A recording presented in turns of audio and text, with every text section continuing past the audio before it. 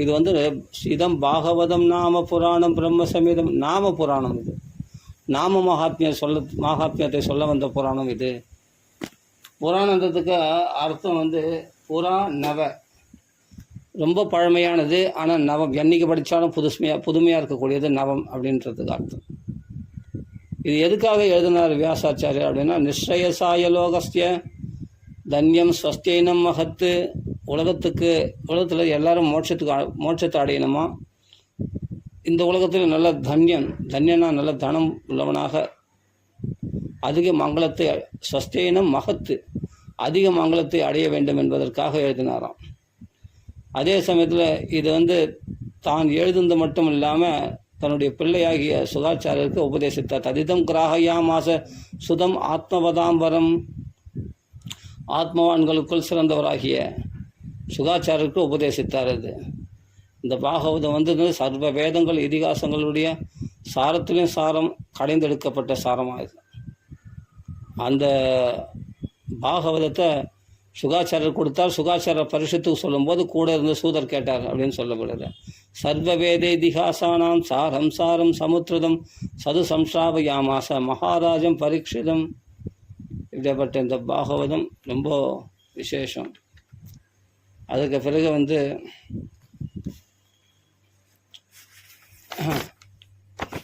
இந்த பாகவதம் வந்து எதனால் எழுதினார், என்ன காரணத்துக்காக எழுதினார்? ஏன்னா 17 புராணங்கள் எழுதியிருக்கார், மகாபாரதம் எழுதியிருக்கார், பிரம்மசூத்திரம் எழுதியிருக்கார். இவ்வளவு எழுதின பிறகு பாகவதம் எழுத வேண்டிய அவசியம் என்ன வியாசாச்சாரியருக்கு என்று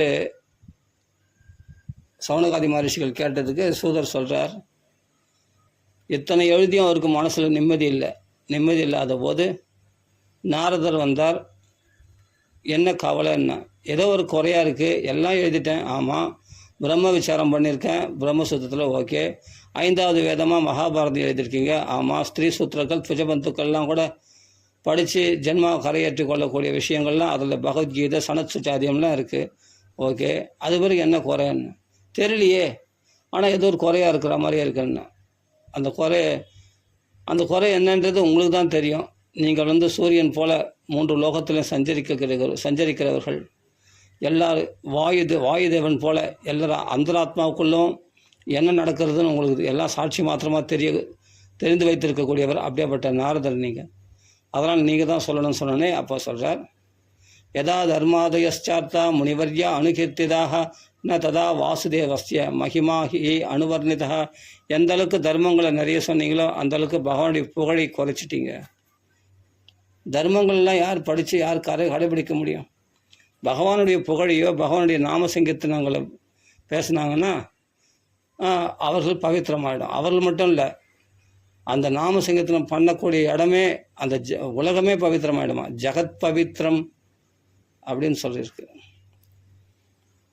நாமானி அனந்தர்ஷிய யசோங்கிதானி யசுன்வந்தி காயந்தி ஹிருணந்தி சாதவா.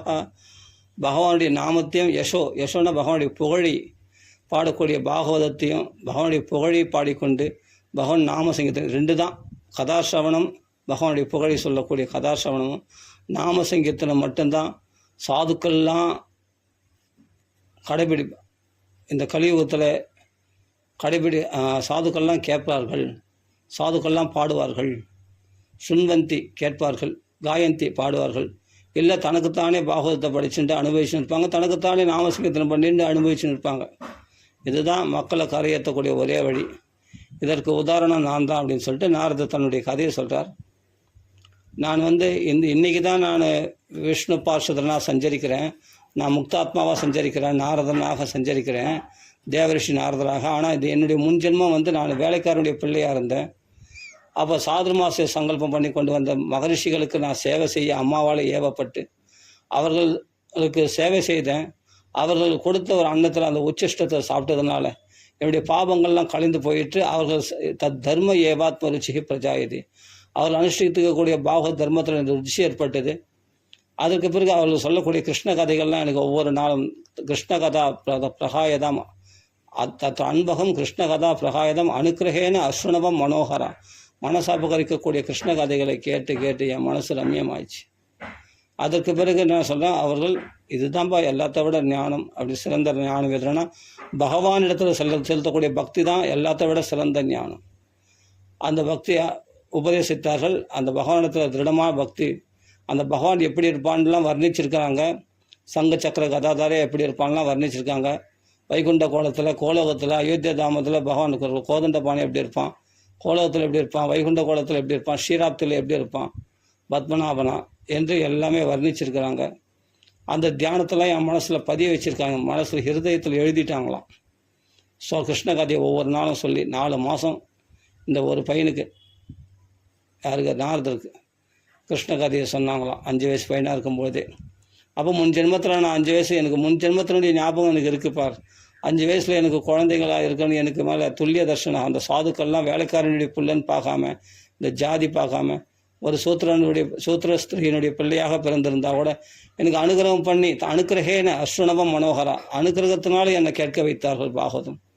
அந்த பாகவதம் கேட்ட பலனாக இன்றைக்கி வியாசாச்சாரியரே, உன்னுடைய சந்தேகத்தை போக்கக்கூடிய ஒரு நிலையில், அதாவது வியாசருக்கு குரு யாருன்னா நாரதர் தான். இப்போ நான் நிற்கிறேன், நான் முக்தாத்மா நிற்கிறேன்னா அது மகானுடைய கிருபை தான் காரணம் என்று சொல்கிறார். அப்போ என்ன பண்ணணும், எதுவும் நீ வர்ணாசிரம தர்மங்கள்லாம் நான் கடைப்பிடிக்கலையே முன் ஜென்மத்தில், நான் ஒரு சூத்திரன் இருக்கக்கூடிய சூத்திரஸ்திரீனுடைய பிள்ளையாக இருந்தேன், நான் எந்த தர்மத்தை கடைப்பிடிக்க முடியும்? எங்கள் அம்மா எந்த தர்மத்தை 10 வீட்டில் 10 பாத்திரம் தேய்ச்சி சமையல் செய்து அப்படி துணி துவச்சி போட்டு அப்படி பிஞ்சு வயிற்றுக்கு கஞ்சி வச்சு கொடுப்பா, அதை சாப்பிட்டு நான் அப்படியே வளர்ந்துட்டு வந்தேன். நான் அப்படியேப்பட்ட என்னை வளர்த்தவள் சாதுக்களுக்கு சேவை செய்ய ஆரம்பித்தா என் ஜென்மாவும் கரையேற்றுச்சு, எங்கள் அம்மா ஜென்மாவும் கரையேறிச்சு. எங்கள் அம்மா பாம்பு கடிச்சு இறந்துட்டா, ஆனால் அவள் நல்ல கதி அடைஞ்சிட்டா. அதே சமயத்தில் நானும் போய் மகான்கள் 4 மாதம் முடிஞ்ச உடனே அவர்கள் சன்னியாசிகள் இல்லையா, ஒரு கிராமத்தில் தங்க மாட்டாங்க, வேறு இடத்துல போயிட்டாங்க. எனக்கோ எந்த தேசம் போகல, என்ன அப்புறமா அம்மாவும் இறந்துட்டா, நான் என்ன அனாதையாக போயிட்டேனே, என்னை யார் காப்பாற்றுவாங்க, நான் கவலைப்படலை.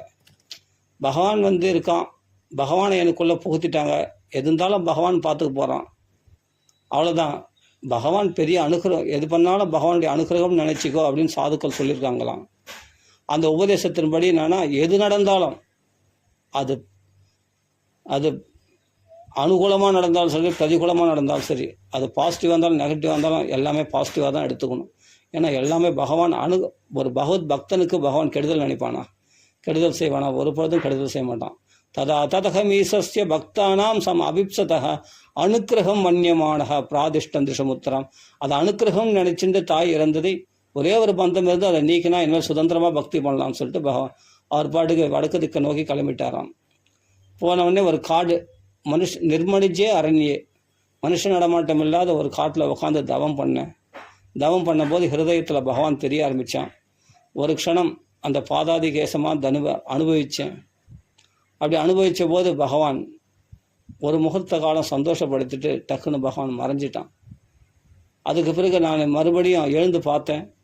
சத்திய மனுஷ நடமாட்டம் இல்லாத இடம், அரண்யம், ஒரு அரசமத்த அடியில் உட்காந்து தியானம் பண்ணுறேன். மனசு மறுபடியும் ஒருமுகப்படுத்தி பார்த்தேன். என்னுடைய அம்மா இருந்த, என்னதான் அம்மா அந்த பகவான் அனுகிரகம்னு நினச்சா கூட அம்மா இழந்த கவலை கொஞ்சம் இருக்கும் இல்லையா, அந்த சுச்சாபகம், அந்த கவலையை போக்கக்கூடியதாக இருந்தது தான் பகவானுடைய அந்த ரூபலாவண்ய தியானமானது. மறுபடியும் ஒருமுகப்படுத்தி பார்த்தா பகவான் தெரியல, எவ்வளோ பிரயத்தனம் பண்ணி பார்த்தாலும் முடியல. அப்போ பகவான் பரிதாபப்பட்டு அசரீர் வாக்கா சொல்கிறார், அவிபக்வ கஷாயானம் துர்தர்ஷகம் குயோகினாம். சத்சேவையா அதீர்க்கையா, சாதுக்களுக்கு கொஞ்ச காலம் நீ சேவை செய்ததுனால உனக்கு உட்காந்தவொடனே என் ஸ்வரூபத்தை நான் காண்பித்தேன் உனக்கு. அது காரணம் என்ன? சாதுக்களுடைய சேவையினால்தான். ஆனால் நீ அஷ்டாங்க யோகம்னு தனியாக முயற்சி பண்ணனா உனக்கு நான் பார்ப்பதற்கு அரிதானவன். ஆனால் மகான்களுடைய சேவையினால், பகவத் கதைகளை கேட்டதுனால, என்னுடைய நாம சங்கீர்த்தனம் பண்ணதுனால என்னை சுலபமாக ஒரு தடவை ஒரு முகூர்த்த காலம் என்னை நீ பார்க்க முடிஞ்சுது அப்படின்னு பகவான் சொல்கிறார். ஆனால் இந்த அனுபவம் உன்னை விட்டு போகாது. நீ பார்த்தல, இந்த பார்த்தது உனக்கு மறக்கவே மறக்காது.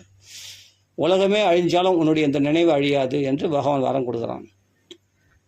அதுக்கு பிறகு நான் பாட்டுக்கு சரி, அப்போது தியான மார்க்கத்துக்கு நம்ம அதிகாரி கிடையாது, பக்தி மார்க்கத்துக்கு தான் எல்லாருமே அதிகாரி. நல்லா புரிஞ்சுக்கணும். அதுவும் கலியுகத்தில் கண்டிப்பாக பக்தி மார்க்கம்தான். அப்போது பார்த்தேன், நான் என்ன பண்ணேன்னா, இருக்கவே இருக்குது பகவான் நாமா. கிருஷ்ணா ராமா கோவிந்தா அப்படின்ட்டு ஸ்ரீகிருஷ்ண கோவிந்த ஹரே முராரே ஹே நாத்த நாராயண வாசுதேவா அப்படின்ட்டு பகவான் நாமா இருக்குது. அவ்வளோதான். நாமானி அனந்தஸ்ய ஹதத்ரவப்படன் குஹ்யானி பத்ராணி கிருதானி சஸ்மரன். அப்போ அனந்தனுடைய நாமங்களை வெட்கத்தை விட்டு ஹதத்ரப வெட்கப்பட பகவான் நாமா சொல்கிறதுக்கு எதுக்கு கூச்சப்படணும்? சொந்த பந்தவங்க பார்த்துருவாங்க, யாருன்னா பக்கத்து வீட்டுக்காரன் அகத்து வீட்டுக்காரன் என்ன மொல்லமாக சொல்லுவாங்க, அது ராம ராம ராம ராம். நேற்று அப்படி சொன்னால் சொன்ன மாதிரியே இருக்காது. நல்லா உறக்க ராம ராம ராம ராம ராம ராம ராம ராம. இப்போ நான் எங்கள் வீட்டிலேருந்து தான் கத்துறேன், பக்கத்து காலத்தில் பார்க்கட்டும் என்ன. இப்போ பார்த்தா அவங்க காதலையும் ராமநாமா 4 நாமா உந்த மாதிரி ஆச்சு, அவங்களுக்கும் தோஷங்கள் விலகின மாதிரி ஆச்சு. செடி கொடிகள் கேட்டால் கூட பவித்திரமாடிமா, ஜெகத் பவித்திரம்னு சொல்கிறார். அதுதான் ஜனங்களுடைய ஜனத அகவிப்ளவம். அந்த பாவங்களை கடக்கக்கூடிய ஒரே வழி என்னென்னா, மக்களுடைய பாவங்களை கடக்க ஒரே வழி என்னென்னா நாமானி அனந்தஸ்ய. அதான் நாமானி அனந்தஸ்ய யசோங்கித சுண்வந்தி காயந்தி கிருணந்தி சாதவகா. நீ 1000 தர்மங்கள் சொல்லு, எல்லாம் பௌதிகமான தர்மங்கள். பாகவ தர்மத்தை பற்றி சொல்லு, மகான்கள் கேட்பாங்க, சாதுக்கள் அதில் தான் ரமிப்பாங்க. பகவானுக்கு அதுதான் பிரியம். நீ வேறு தர்மம் வர்ணாசிரம தர்மங்கள்லாம் நான் கடைப்பிடிக்கலை வேலைக்காரருடைய பிள்ளையாக இருக்கும்பொழுது. ஆனால் இந்த தேகத்தை அசரீர்வாக்கா பகவான் சொன்னார், இந்த தேகத்தை விட்ட பிறகு என்னுடைய விஷ்ணு பார்ஷவனாக நீ மாறப்போகிறாய் என்று பகவான் அனுகிரகம் பண்ணார். அது மாதிரி அது வரைக்கும் என்ன பண்ணுறது, நாம சங்கீர்த்தனம் பண்ணிட்டு பகவானுடைய லீலைகளை, மங்களகரமான பகவானுடைய லீலைகளை இருதயத்தில் ஸ்மரித்து கொண்டு எல்லாருக்கும் பகவானுடைய பெருமைகளை உபதேசித்து கொண்டு அப்படியே பர்யடம் துஷ்டமனா உலகம் முழுவதும் இருக்கக்கூடிய பக்தர்களுக்கெல்லாம் பகவதனுடைய நாமங்களை கீர்த்தனம் செய்து கொண்டு நிறைய பாகவதர்களை அப்போவே பிரச்சாரம் பண்ணி துஷ்டமனாக எல்லாருடைய மனசையும் சந்தோஷப்படுத்தினாராம், தானும் சந்தோஷம் அடைந்தாராம். அப்படி விமதோ விமத்சரகா, பொறாமையற்றவனாக கர்வமற்றவனாக ஆசையற்றவனாக சஞ்சரித்தேன். அப்படி பண்ணிடுமா அந்த பகவான் நாமம், அப்படி பண்ணிடுமா பகவானுடைய குணங்களானது. அதில் அப்படியே போட்டுக்குது பாருங்க.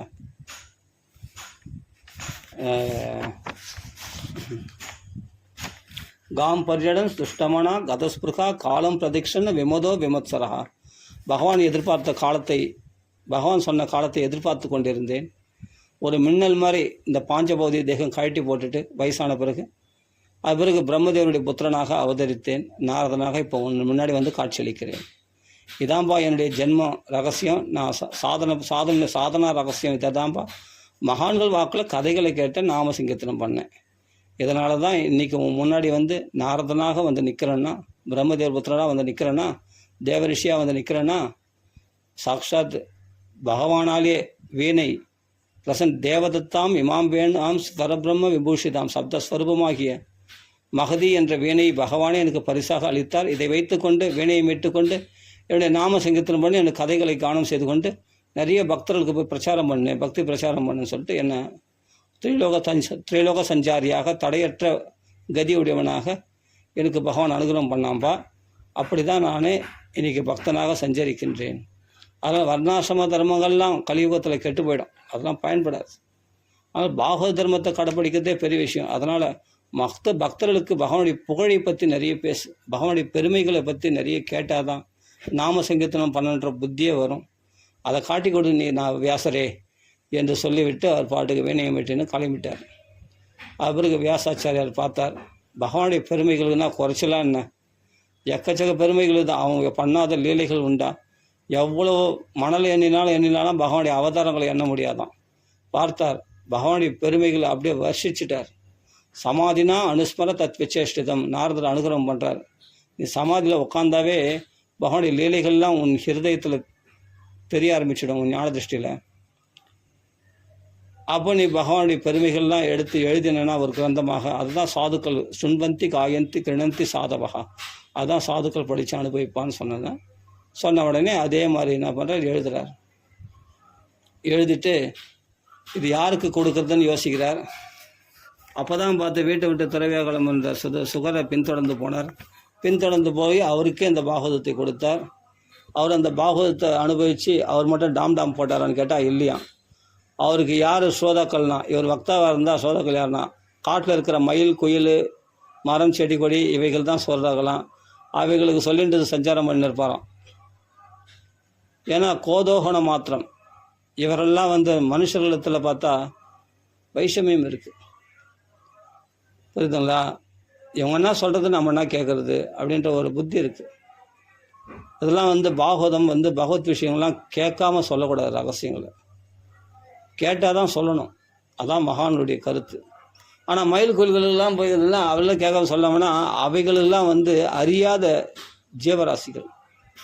மனுஷனுக்கு விஷயம் தெரியும். தெரிஞ்சிருக்கிறவன் இந்த மனுஷ பிறவி எடுத்திருக்கோம், இவனுக்கு புத்தி யோசிக்கிற புத்தி இருக்குது, இந்த ஜென்மா தான் மனுஷ பிறவி தான் ரொம்ப கிடைக்கிறது அரிதுன்னு தெரியும், இவனுக்கு புத்தியில் யோசிக்கிற புத்தி இருக்குது. இவன் வந்து கேட்கணுமா வேணாமா? ஆத்ம லாபத்தை தேடி வந்து கேட்கணுமா வேணாமா? அவன் கேட்க மாட்டான். ஆனால் அறியாத ஜீவராசிகளுக்கு போய் சொன்னால் அதுங்களாவது கேட்டாலும் கேட்குமா? மனுஷன் கேட்க மாட்டானா. பாகவத்துக்கு கூப்பிட்டா வரவே மாட்டானா. பகவன் நாமத்துக்கு வாடாத அப்படின்னா வரமாட்டான். நாம சொல்ல மாட்டான். அந்த மயில் கோயில் கூட பாகவதம் கேட்க சொன்னால் கேட்குமா? ஏன்னா அதெல்லாம் அப்பாவி ஜீவராசிகள். அவைகள் கூட ஒரு வேளை கேட்டாலும் கேட்கும், ஆனால் மனுஷன் கேட்க மாட்டான்றதுனால அவைகளுக்கு சொல்லி கொண்டு சஞ்சரிச்சிருந்தார். யாருக்குமே தெரியாதான் சுகாச்சாரியுடைய பெருமை. எல்லாம் பைத்தியம்னு நினச்சாங்களாம் சுகாச்சாரியரை, ஊமைன்னு நினச்சாங்களாம், செவிடன்னு நினச்சாங்களாம். அதனால் அப்படி சஞ்சரிச்சிருந்தாராம். அதுக்கு பிறகு தான் சௌனகாதி மகர்ஷிகள் கேட்குறாங்க, அப்படியேப்பட்ட திருஷ்டானியாந்தம் ரிஷிமாத்மஜம் அப்பியனக்தம் தேவ்யாஹ்ரியா பரிததுர்ன சுதஸ்ய சிச்சித்திரம் தத்வீக்ஷ பிருச்சதி முனவு ஜகதுஸ்தவாஸ்தி ஸ்திரீ பும்பிதான் அது சுதஸ்ய விவிக்த திருஷ்டேஹே. ஆண் பெண் கூட வித்தியாசம் தெரியாதவர். குளத்தில் கொலிக்கின்ற ஸ்திரீகள்லாம் அப்சர ஸ்திரீகள்லாம் 16 வயசு இவர் போகும்போது புத்ரான வியாசர் பின்தொடர்ந்து போனார் சுகாச்சாரியரை. ஆனால் சுகர் போகும்பொழுது ஆடைகளை எடுத்து உடுத்தி கொள்ளலையாம் பெண்கள், குளித்து கொண்டு இருக்கிற பெண்கள். அப்போது அப்படியே அப்படியே ஸ்தம்பிச்சு நிற்கிறாங்களாம் சுகரை பார்த்த உடனே. அப்போ சங்கல்பம் இல்லாமையே அவருடைய அனுகிரகம் பண்ணக்கூடிய சக்தி உடையவர் சுகாச்சாரியார். அவர்களுக்கு இவருக்கு தேகாபிமானம் இல்லாமல் போயிடுச்சு. எல்லாம் பிரம்மமயமாக போகிறாரு சுகாச்சாரியார், சதாசிவ பிரம்மன்றார் மாதிரி. ஆனால் அந்த ஸ்திரீகளுக்கும் தேகாபிமானம் விட்டு போச்சான். ஏன்னா வஸ்திரங்களை எடுத்து உடுத்திக்கல பற்றியா. அப்போ வியாசாச்சாரியார் பின்னாடி வருவார். 90 வயசு கிழவர் வியாசாச்சாரியர் வரார். சுகான்னு புத்ரான்னு பின்தொடர்ந்து ஓடியாரார் புத்திர பாசத்தினால. அப்போ அவர் பார்த்தோன்னே, அவர் குரலை கேட்டவுடனே, ஆஹா யாரோ ஒரு புருஷன் வராங்களேன்னு சொல்லிட்டு உடனே ஆடைகள் எடுத்து உடுத்தி கொண்டாடலாம். யார்? அந்த அப்சர ஸ்திரீகள். உடனே பார்த்து வியாசர் கேட்குறார், என்னுடைய சின்ன பையன், எனக்கு பேத்தி மாதிரி இருக்கீங்க, நீங்கள் சின்ன குழந்தைகளாக இருக்கீங்க, நீங்கள் என்னை பார்த்தோன்னே ஆடைகள் எடுத்து உடுத்திக்கிறீங்க. ஒரு 16 வயசு பையன் போகிறான், என்னுடைய புத்திரன் சுகாச்சாரியர் சுகர் போகிறாரு. ஆனால் நீங்கள் அவரை பார்த்தோன்னே ஆடை எடுத்து உடுத்திக்கலன்னு. அவருக்கு ஆண் பெண் வித்தியாசம் தெரியல. அவரை தரிசனம் பண்ண மாத்திரம் எங்களுக்கே தேகத்தில் அபிமானம் விட்டு போச்சு. ஆனால் நீங்கள் வந்த உடனே என்னமோ தெரில, எங்களுக்கு யாரோ ஒரு புருஷர் வந்திருக்காரு அப்படின்னு சொல்லி உடனே ஆடைகள் எடுத்து உடுத்தி கொண்டோம். எங்களுக்கு அந்த லஜ்ஜை ஏற்பட்டது, வெக்கம் ஏற்பட்டு விட்டது. அப்போது வியாசர் பார்த்து சொல்கிறார், அந்த பேத பாவனை வர வச்சதே வியாசர் தான்.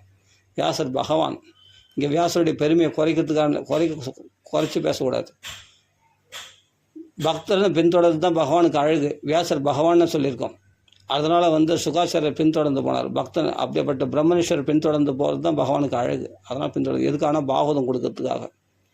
ஆனால் அந்த அப்சர ஸ்திரீகள் இந்த பதில் சொல்லணுன்றதுக்காக தான் அங்கத்தில் போய் இல்லை கொழுக்கிற பொம்மநாட்டிங்களை போய் கேட்கணுன்னு அவசியம் இல்லை அவருக்கு. ஏன் கேட்டாருன்னா, அவர்கள் இந்த சுகாச்சாரியுடைய பெருமையை, தன் பெருமையை குறைச்சுட்டாவது போய் சுகாச்சாரியுடைய பெருமையை சொல்லணுக்காக தான் அவர்கள் வாக்கால் சுகர் எல்லாம் பிரம்மஸ்வரூபமாக பார்த்துட்டு போகிறாரு அப்படின்னு அந்த ஸ்திரீகள் வாக்கில் கேட்டார் வியாசாச்சாரியர். ஆனால் தனக்கு பேதபாவனை உண்டு இல்லை, பேதபாவனை வரவேச்சுட்டார். எதுக்காகனா அவர்கள் இந்த பதில் சொல்லணுக்காக.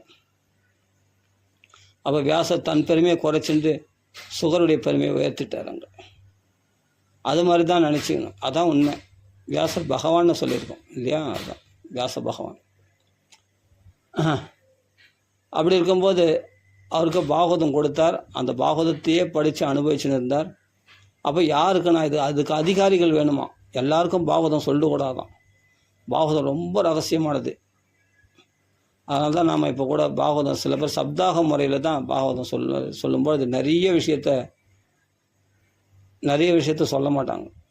ஏன்னா அதை ரசித்து கேட்குறவங்களுக்கு விலாவரியாக சொல்லுவாங்க, இல்லைன்னா சுருக்கமாக தான் சொல்லிட்டு போயிடுவாங்க. ஏன்னா சப்தாக முறையில் சொல்லி முடிக்கணும் இல்லையா? அதனால் அப்புறமா என்ன ஆச்சு, பரிசுத்து 7வது நாள் தக்ஷன் என்ற பாம்பால் மரணம் அடைய போகிறார் என்று தெரிந்து கொண்டு பரிஷத்துக்கே அவர் அதிகாரி என்று தெரிந்து கொண்டு இவர் தான் பிரம்மனிஷ்டராட்சி, இவருக்கு எல்லாம் தெரியுமா, முக்காலம் அறிந்தவராட்சி சுகாச்சாரியார். அதனால் யார் அதிகாரினா பரிஷத்தே அதுக்கு அதிகாரி என்பதனால கர்ப்பத்திலேயே பகவான் தரிசனம் பண்ணவர். மகா பௌருஷிகோ பகவான்னு சொல்கிறார். நீ மகாபுருஷன் அல்லவா, கர்ப்பத்திலே பகவானை தரிசனம் பண்ணவனாச்சேன்னு சொல்லி பரிஷத்துக்கு போய் இதை உபதேசம் பண்ணுறார் இந்த பாகவதத்தை சுகாச்சாரியார் வியாசரத்தில் வாங்கி.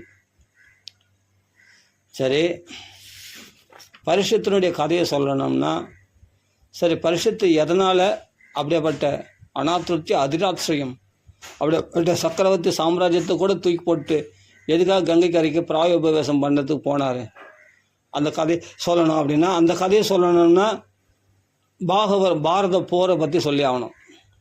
ஏன் நல்லா புரிஞ்சுங்க, பாரதம் முடிகிறத்தில் தான் பாகவதமே தொடங்குறது. துரியோதனாதிகள் எல்லாமே, துரியோதனுடைய தம்பிமார்கள் எல்லாமே பாரத போரில் உயிரை விட்டுட்டாங்க. இந்த பக்கம் சேனைகள் அழிஞ்சுது, அந்த பக்கம் சேனைகள் இருந்து, இந்த பக்கம் ஒரு கௌரவர்கள் பக்கம் ஒரு 3 பேர் எஞ்சிருந்தாங்க, பாண்டவர்கள் பக்கம் ஒரு 7 பேர் எஞ்சிருந்தாங்க, அவ்வளோதான். அதுக்கு மேலே இல்லை.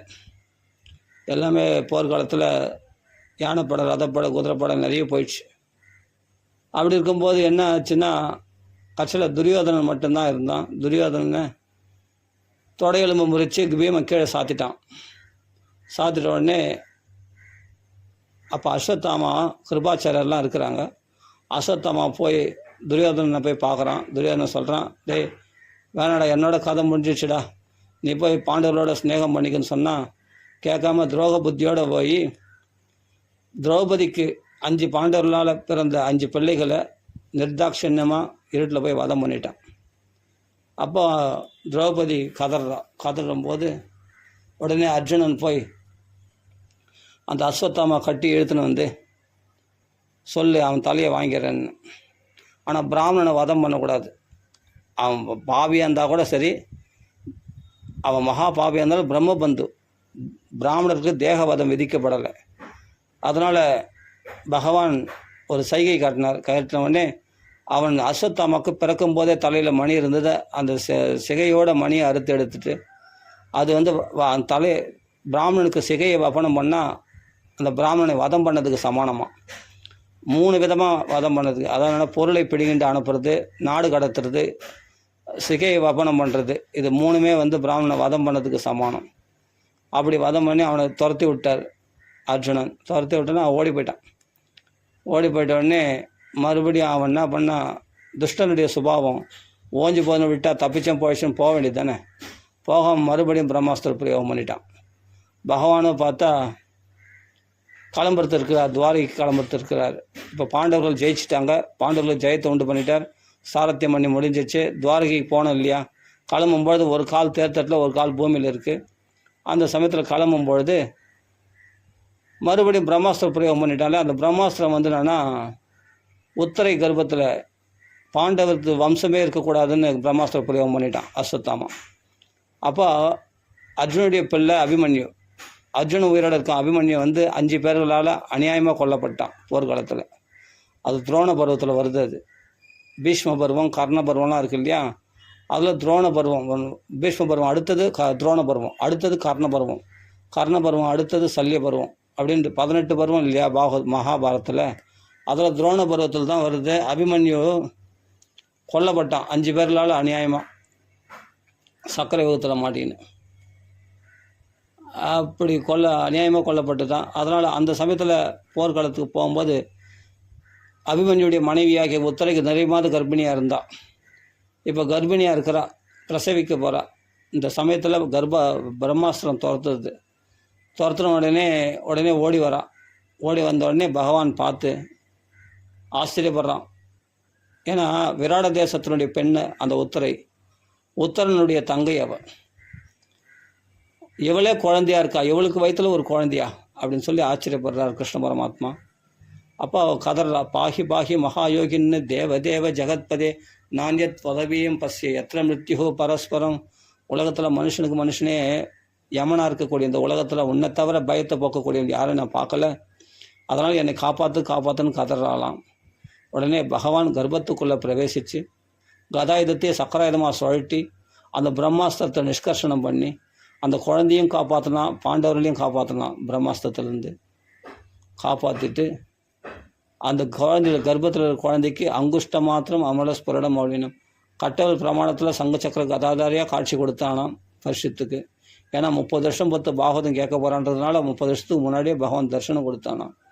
அது பேர் கிளம்பு இருக்கிற அந்த கிருஷ்ணனை பார்த்து குந்தி தேவி ஸ்தோத்திரம் பண்ணுறான். நமஸ்யே புருஷம் துவா ஆத்யம் ஈஸ்வரம் பிரகதே பரம் அலட்சியம் சர்வபூதானாம் அந்தர்பகிரவஸ்திதம் நமஸ்யே புருஷம் துவா, நீ ஆதி புருஷன், நீ உனக்கு நமஸ்கரிக்கின்றேன் என்கிறாள் கிருஷ்ண பரமாத்மாவை.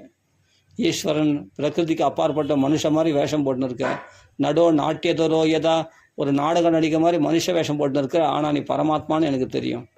பிரகிருதியே பரக, இந்த தேகத்துக்கு அப்பாற்பட்ட மனுஷ தேகத்துக்கு அப்பாற்பட்ட சச்சிதானந்த ஸ்வரூபம்னு நான் தெரிஞ்சு வச்சுருக்கேன் அப்படின்னு சொல்கிறான் அந்த அம்மா.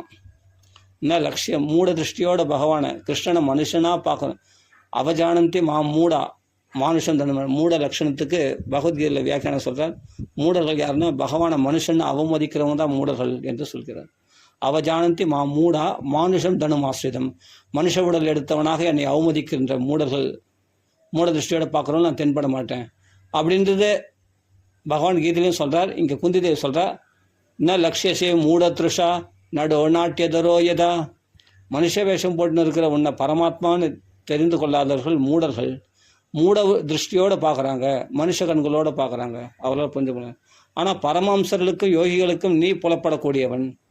ததா பரமஹம்சானாம் முனினாம் அமலாத்மனாம், மனசை சுத்தமாக்கினவர்களாகிய, யோகத்தினாலே ஞானத்தினால மனசை சுத்தமாக்கினவர்களாக அவர்களுக்கே நீ பரமாத்மா என்று புரிந்து கொள்ளக்கூடியவன். அப்படி கூட பக்தி யோகத்தை அவர்களுக்கும் பக்தி யோகத்தை வளர்ப்பதற்காக நீ எல்லார் கண்களுக்கும் புலப்படும்படியாக மனுஷ அவதாரம் எடுத்திருக்கிற என்று சொல்கிறார். இல்லைனா பெண்களாகி எங்களால் கூட உன்னை எப்படி புரிஞ்சிக்க முடியும்?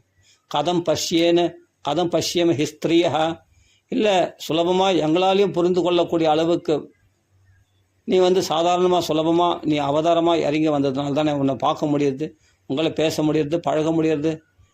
என்னுடைய அண்ணன் புள்ள நான் உங்களை கொஞ்சம் முடியுறது இல்லைனா முடியுமா? இல்லாட்டி பரமஹம்சர்களுக்கு ஞானிகளுக்கு மட்டுமே புலப்படக்கூடியவனாகிய நீ சாதாரண ஸ்திரீகளாகிய எங்களுக்கும் புலப்படும்படி பக்தி யோகத்தை வளர்ப்பதற்காகவே நீ இப்படி பக்தி யோக விதான அர்த்தம் கதம் பஷ்யேம ஸ்திரீஹா, இல்லாட்டி எப்படி நாங்கள் ஸ்திரீகளாகிய யோகிகளுக்கும் ஞானிகளுக்கும் புலப்படக்கூடிய பரமாத்மா பரபிரம்மன்னு புரிந்து கொள்ளக்கூடிய உன்னை சுலபமாக என்னுடைய அண்ணன் புள்ள என்னுடைய பிள்ளைக்கு அர்ஜுனனுக்கு நண்பன், எங்கள் வீட்டில் 5 பிள்ளைகளோட 6வது பிள்ளை நான் கொஞ்சம் முடியுமா உங்களை? அப்படி சுலபமாக பழகக்கூடிய அளவுக்கு எங்களுக்கு சேர்ந்துருக்கே கிருஷ்ணா, இது உன்னுடைய கருணை அல்லவா? அப்படி தானே எல்லாருக்கும் பக்தி உண்டு பண்ணுற அளவுக்கு ஸ்திரீகளாகிய நாங்கள் கூட யோகிகள் ஞானிகளுக்கு மட்டும் இல்லை, சாதாரண அதான் பக்த சௌலபியம். கிருஷ்ண அவதாரம் ரொம்ப சௌலபியத்துக்கு சிறந்தது. ஸ்திரீகள்லாம் கூட சுலபமாக வழிபடும்படியாக, நாங்கள்லாம் கூட வழிபடும்படியாக எங்களுக்கு அனுகிரகம் பண்ணியிருக்கே என்று ஸ்தோத்திரம் பண்ணுறான். கிருஷ்ணாய வாசுதேவாய தேவகி நந்தனாயச்ச, எங்களுக்கு ஞான யோகம்லாம் தெரியாதுப்பா, எங்களுக்கு நாம சங்கீர்த்தனம் தான் தெரியும். ஸ்திரீகளாகிய நாங்கள் நாம சங்கீர்த்தனம் பண்ணி உன்னை நாங்கள் கதம் பசியம ஹிஸ்திரியானா, எப்படின்னு உன்னை பார்க்க முடியுதுங்க? இது நாம சங்கீர்த்தனத்தினால உன்னை சுலபமாக என்னுடைய அண்ணன் பிள்ளையா உன்னை அடைஞ்சிருக்கிறேனே, உன்னிடத்தில் அடிக்கடி பிரார்த்தனை பண்ணுறேன், அடிக்கடி எனக்கு தரிசனம் கொடுக்குறேன், அத்தையை பார்க்கறது உடனே ஓடியார தரிசனம் கொடுக்குறேன் அப்படின்ட்டு குந்தி தேவி சொல்கிறான். கிருஷ்ணாய வாசுதேவாய தேவகி, அவளுடைய நாம சங்கீர்த்தனம் இது. குந்தி தேவி ஸ்துதியில் வர நாம சங்கீர்த்தனம் அவள் ஒரு பிரத்யேகமாக தனியாக வச்சுருக்கா. இதுதான் சொல்லுவாளாம் அடிக்கடி. கிருஷ்ணாய வாசுதேவாய தேவகி நந்தனாயச்ச நந்தகோப குமாராய கோவிந்தாய நமோ நம. முதல் ஸ்துதி பாகவதத்தில் குந்தி ஸ்துதி தான் பிரதானமானது. நம்ம ஸ்திரீன்னு நினைக்கக்கூடாது, அவர் பரம பாகவதி அவள். அதனால் அவருடைய அந்த ஸ்துதியை தான் நிறைய பேர் தியான ஸ்லோகத்தில் இந்த கிருஷ்ணாய வாசுதேவாய சொல்லாமல் இருக்க மாட்டாங்க, அப்படி சொல்லுவாங்க. அதுமாதிரி ஒரு ஸ்லோகம் சொல்லுவாங்க, கிருஷ்ணாய வாசுதேவாய ஹரையே பரமாத்மனே பிரணத கிளேஷ நாசாய கோவிந்தாய நமோ நமக. இது பாகவத காயத்ரின்னு மகான்கள் எடுத்துட்டு இருக்காங்க. இந்த கிருஷ்ணாய வாசுதேவாய ஹரையே பரமாத்மனே பிரணத கிளேஷ நாசாய கோவிந்தாய நமக. நம்ம கிளேசங்கள்லாம் சரணமடைந்தவருடைய கிளேசங்கள்லாம் நாசம் செய்யக்கூடியவரே உனக்கு நமஸ்காரம் என்று ஸ்தோத்திரம் பண்ணக்கூடிய ஸ்லோகம் இது. பாகவத காயத்ரின்னு சொல்லக்கூடியது. மகான்கள்லாம் அப்படி தான் எடுத்துட்டு இருக்காங்க பாகவதர்லாம். அப்படியேப்பட்ட இந்த நாமத்தில் ஸ்துதிக்கிறா. அப்புறமா ஒவ்வொரு பாதத்தில் நமஸ்காரம் பண்ணுறா. நம பங்கஜநாபாய, நம பங்கஜமாலினே. பங்கம்னா சேருன்னு அர்த்தம். சேத்தில் மலர்ந்த செந்தாமரைன்னு சொல்கிறோம் இல்லையா, அந்த தாமரை பூ எவ்வளோ அழகாக இருக்குது. சேத்துல இருந்தாலும் அந்த செந்தாமரை எவ்வளோ அழகாக இருக்குது பாருங்க. சேத்துல பூத்து தானே அது, தண்ணியில் இருக்கிற சேத்துல பூத்து தானே, ஆனால் அது எப்படி அழகாக சிரிச்சுட்டு இருக்கு பாரு. அது மாதிரி நாம் இந்த சம்சார சேத்துல இருந்தாலும் பகவத் பக்தர்கள் அந்த தாமரை மலர் போல பக்தியில் பக்தியில் மலர்ந்துருக்கணுமா. அதுதான் நம பங்கஜநாபாய. அப்படியேப்பட்ட அந்த தாமரை உலக தோற்றத்துக்கு காரணமாக இருக்கக்கூடிய அந்த தாமரையானது அவருடைய உந்தியிலிருந்து வந்தது. அதுதான் பிரம்மதேவர் தோன்றினார். நம்ம பங்கஜமாலினே, பங்கம்னா அதான் சேத்துல மலர்ந்த அந்த செந்தாமரை, அந்த பக்தர்களால் சமர்ப்பிக்கப்பட்ட அந்த தாமரை மாலை அணிந்தவனே அப்படின்னு அர்த்தம். பங்கஜ மாலினே, அந்த மாலையில் உள்ள மாலைகளில் உள்ள ஒவ்வொரு மலரும் யாருன்னா பக்தர்கள் தான் பகவான் கழுத்தில் மாலைகளாக இருக்கிறாங்க. கோர்வியாக பக்த சங்கம் சொல்கிறோம் இல்லையா, கோர்வியாக இருக்கிறாங்க. கூடியிருந்து குளிந்தேளோ ரெம்பாவாய். அப்போ அவர்கள் எப்படி இருக்காங்கன்னா அந்த மாலை அந்த மலர் மாதிரி இருக்காங்களாம், தாமரை போல். எப்படின்னா அந்த சேத்துல சம்சாரம் என்ற சேற்றில் மலர்ந்த தாமரை போல் அது அதனால் பக்தியில் மலர்ந்துருக்கிறாங்களாம், அழகாக இருக்காங்களாம் பக்தர்கள் மட்டும். அவர்களே பகவானுடைய கழுத்துக்கு மாலைகளாக இருக்கிறாங்க அப்படின்னு சொல்லப்படுது. நம பங்கஜ நாபாய, நம பங்கஜ மாலினே, நம பங்கஜ நேத்ராய. 1000 இதழ்கள் கொண்ட தாமரை சொல்கிறோம், அதான் மகாபத்மன்னு சொல்கிறோம் இல்லையா. அந்த தாமரை இதழ்கள் போன்ற திருவடிகள் உடையவனாம் பகவான். நம பங்கஜ நேத்ரா, நமஸ்தே பங்கஜாங்கிரியே. 2 திருவடியும் சேர்த்து வச்சா மலர்ந்த தாமரை மாதிரி இருக்கும் அப்படின்னு குந்தி தேவிலாம் ஸ்தோத்திரம் பண்ணுறா, பகவானை புகழ்ந்து சொல்கிறான். கடைசியில் ஸ்ரீகிருஷ்ணா கிருஷ்ண சுகா. ஸ்ரீகிருஷ்ணனா ராதே கிருஷ்ணான்னு அர்த்தம், லக்ஷ்மி மணால்னு அர்த்தம். கிருஷ்ண சகானா அர்ஜுனுடைய நண்பனே அப்படின்னு அர்த்தம். கடைசி ஸ்லோகத்தில் நாமத்தை கொட்டிட்டா குந்தி தேவி. ஸ்ரீகிருஷ்ணா கிருஷ்ண சகா விஷ்ணு ரிஷபா, யாதவர்களை காப்பவனே அப்படின்னு அர்த்தம், யாதவர்களுக்கு தலைவனே அப்படின்னு அர்த்தம். விஷ்ணு ரிஷபா அவனித்திற்கு லோகத்தை சாட்சி மாத்திரமாக பார்த்து கொண்டிருப்பவனே என்று அர்த்தம். அவனித்திற்குன்னா ஸ்ரீகிருஷ்ண கிருஷ்ண சகா விஷ்ணு ரிஷபா அவனித்திற்கு ராஜன்ய வம்ச தகனா. இந்த அசுரர்களே ராஜாக்களாக பூமிக்கு பாரமாக இருந்த அவர்களையெல்லாம் அழித்து ஒழித்து கட்டினவனே, அவளுக்கு நெருப்பாக நின்றவனே, அவளை எரித்தவனே அப்படின்னு அர்த்தம். ராஜவம்ச தகனா அனுபவிற்க வீதியா, எல்லாருக்கும் சுதந்திரமாக மோட்சத்தை அளிக்கக்கூடிய சக்தி உடையவனே அப்படின்னு அர்த்தம். அனுபவிற்க வீதியா கோவிந்தா, சகல ஜீவராசிகளுக்கும் ஈஸ்வரனே, சகல ஜீவராசிகளையும் வழிநடத்துபவனே, சகல ஜீவராசிகளையும் ரட்சிப்பவனே, சகல ஜீவராசிகளுக்கும் ஆனந்தத்தை கொடுப்பவனே. அந்த கோவிந்தன்ற பதத்துக்கு கோக்களை ரட்சித்தான், பசுக்களை மேய்ச்சான்னு ஒரு அர்த்தம். அதே சமயத்தில் கோவிந்த பட்டாபிஷேகம், பசுக்களை ரட்சிக்கிறதுனால மட்டும் கோவிந்தன்னு பேர் இல்லை, சகல ஜீவராசிகளை ரட்சிக்கிறதுனால கோவிந்தன்னு பேர். சகல ஜீவராசிகளுக்கும் ஆனந்தத்தை கொடுப்பதனால கோவிந்தன்னு பேர். ஆதிபுருஷன்னு சொல்லியிருக்காங்க. கோவிந்தம் ஆதிபுருஷம் தமகம் பஜாமி அப்படின்னு சொல்லியிருக்காங்க பிரம்ம சம்ஹிதையில். அப்படியேப்பட்ட கோவிந்தன் ஆதிபுருஷன் என்ற அர்த்தம் கோவிந்தனாவே. அப்படிப்பட்ட கோவிந்த கோத்விஜ சுராப்தி ஹராபதாரா, பசுக்களுக்கும் பிராமணர்களுக்கும் தேவர்களுடைய துன்பங்களையெல்லாம், ஆர்த்தியில் கஷ்டப்பட்டிருந்த அவருடைய துன்பங்களையெல்லாம் அபகரித்தவனே. அப்படிப்பட்ட பகவனே யோகேஸ்வரா அகில குரு பகவன் நமஸ்தே அப்படின்னு சொல்கிறா. யோகேஸ்வரா யோகிகளுக்கெல்லாம் ஈஸ்வரனே, யோகேஸ்வரா உலகத்துக்கெல்லாம் குரு இல்லாதவங்களாம் குருவாக இருக்கிறானாம் பகவான்.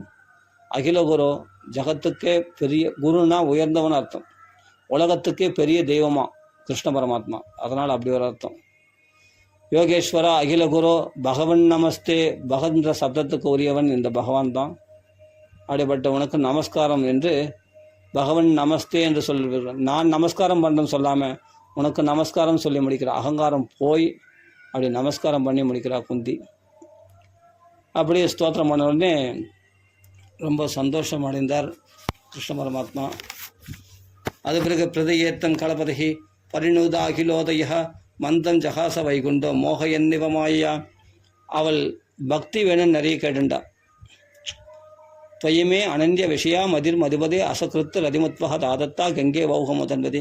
கங்கை பிரவாகம் எப்படி கரைகள்லாம் உடைச்சுண்டு தன்னுடைய அலைகளை சமுத்திர சென்று கொண்டு சேர்க்கிறதோ அதுபோல் எனக்கு பந்தம் பாசம் என்ற பற்றுகள்லாம் நீங்கி போய் உன் திருவடியிலேயே எனக்கு பக்தி உண்டாகணும், பக்தி பிரவாகம் எனக்குள்ளே பிரவகிக்கணும் அப்படின்னு கேட்குறா குந்தி தேவி.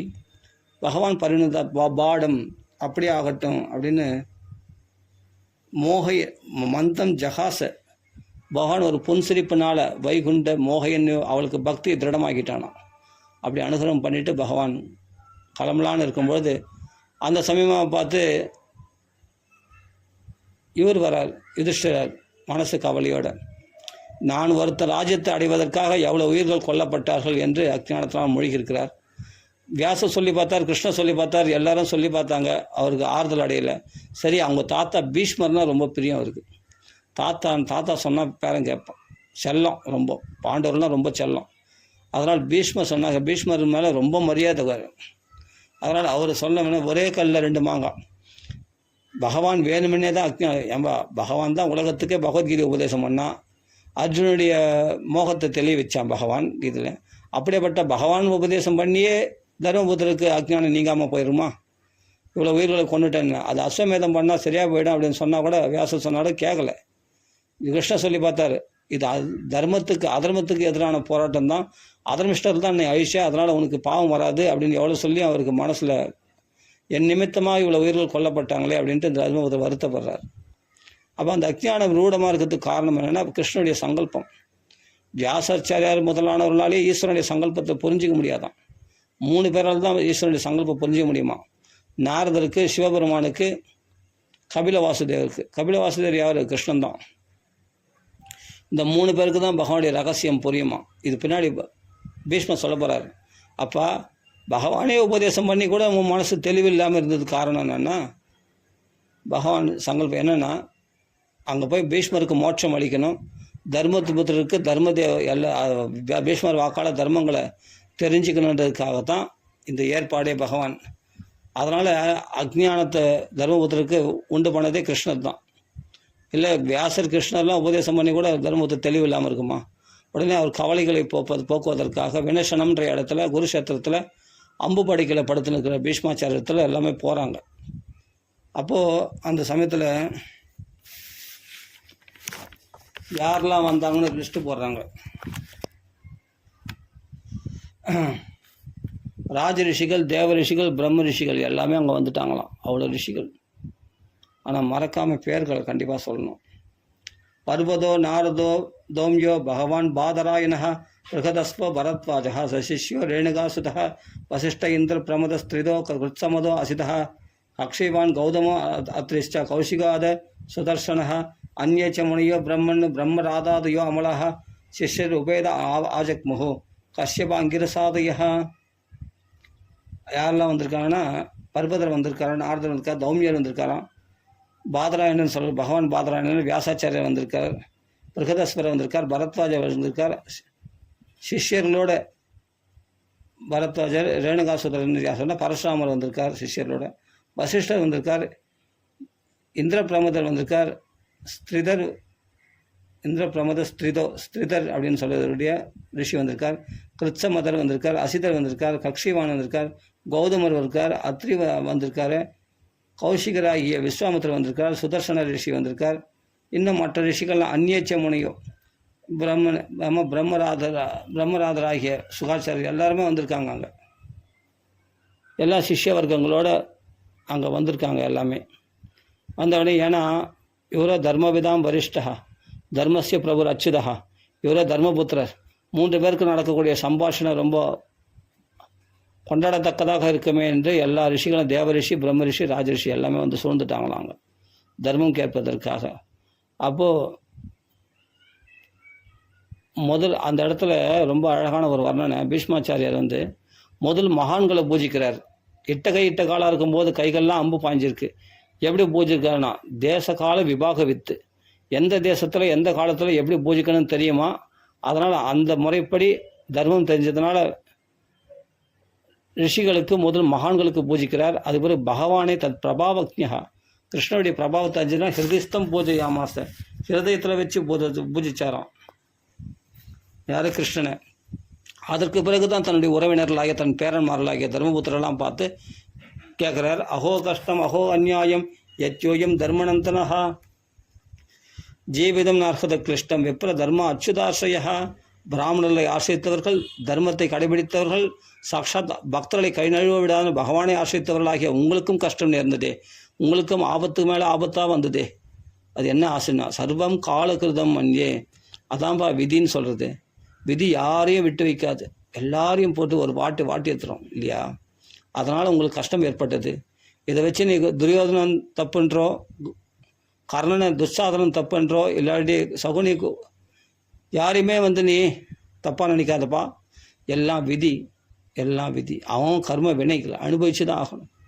அதன்படி அதனால் நீ துரியோதனை குறை சொல்கிறதோ, இல்லாட்டி கர்ணனை குறை சொல்கிறதோ, இல்லை சகுனியை குறை சொல்கிறதோ பிரயோஜனம் இல்லைப்பா. சர்வம் காலகிருதம் மன்யே. தேவர்களே சரி, அந்த காலத்தின் வசப்பட்டவர்கள் தான்.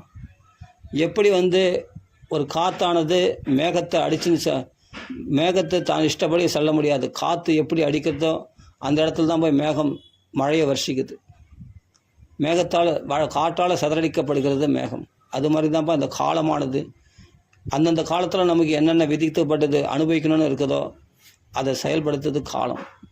அந்த காலத்தின் வசத்தில் இருக்கிற நம்மளால் என்னப்பா பண்ண முடியும்? அதனால் எல்லாத்துக்கும் காலத்துக்கு வசப்பட்டவங்க தான்ப்பா.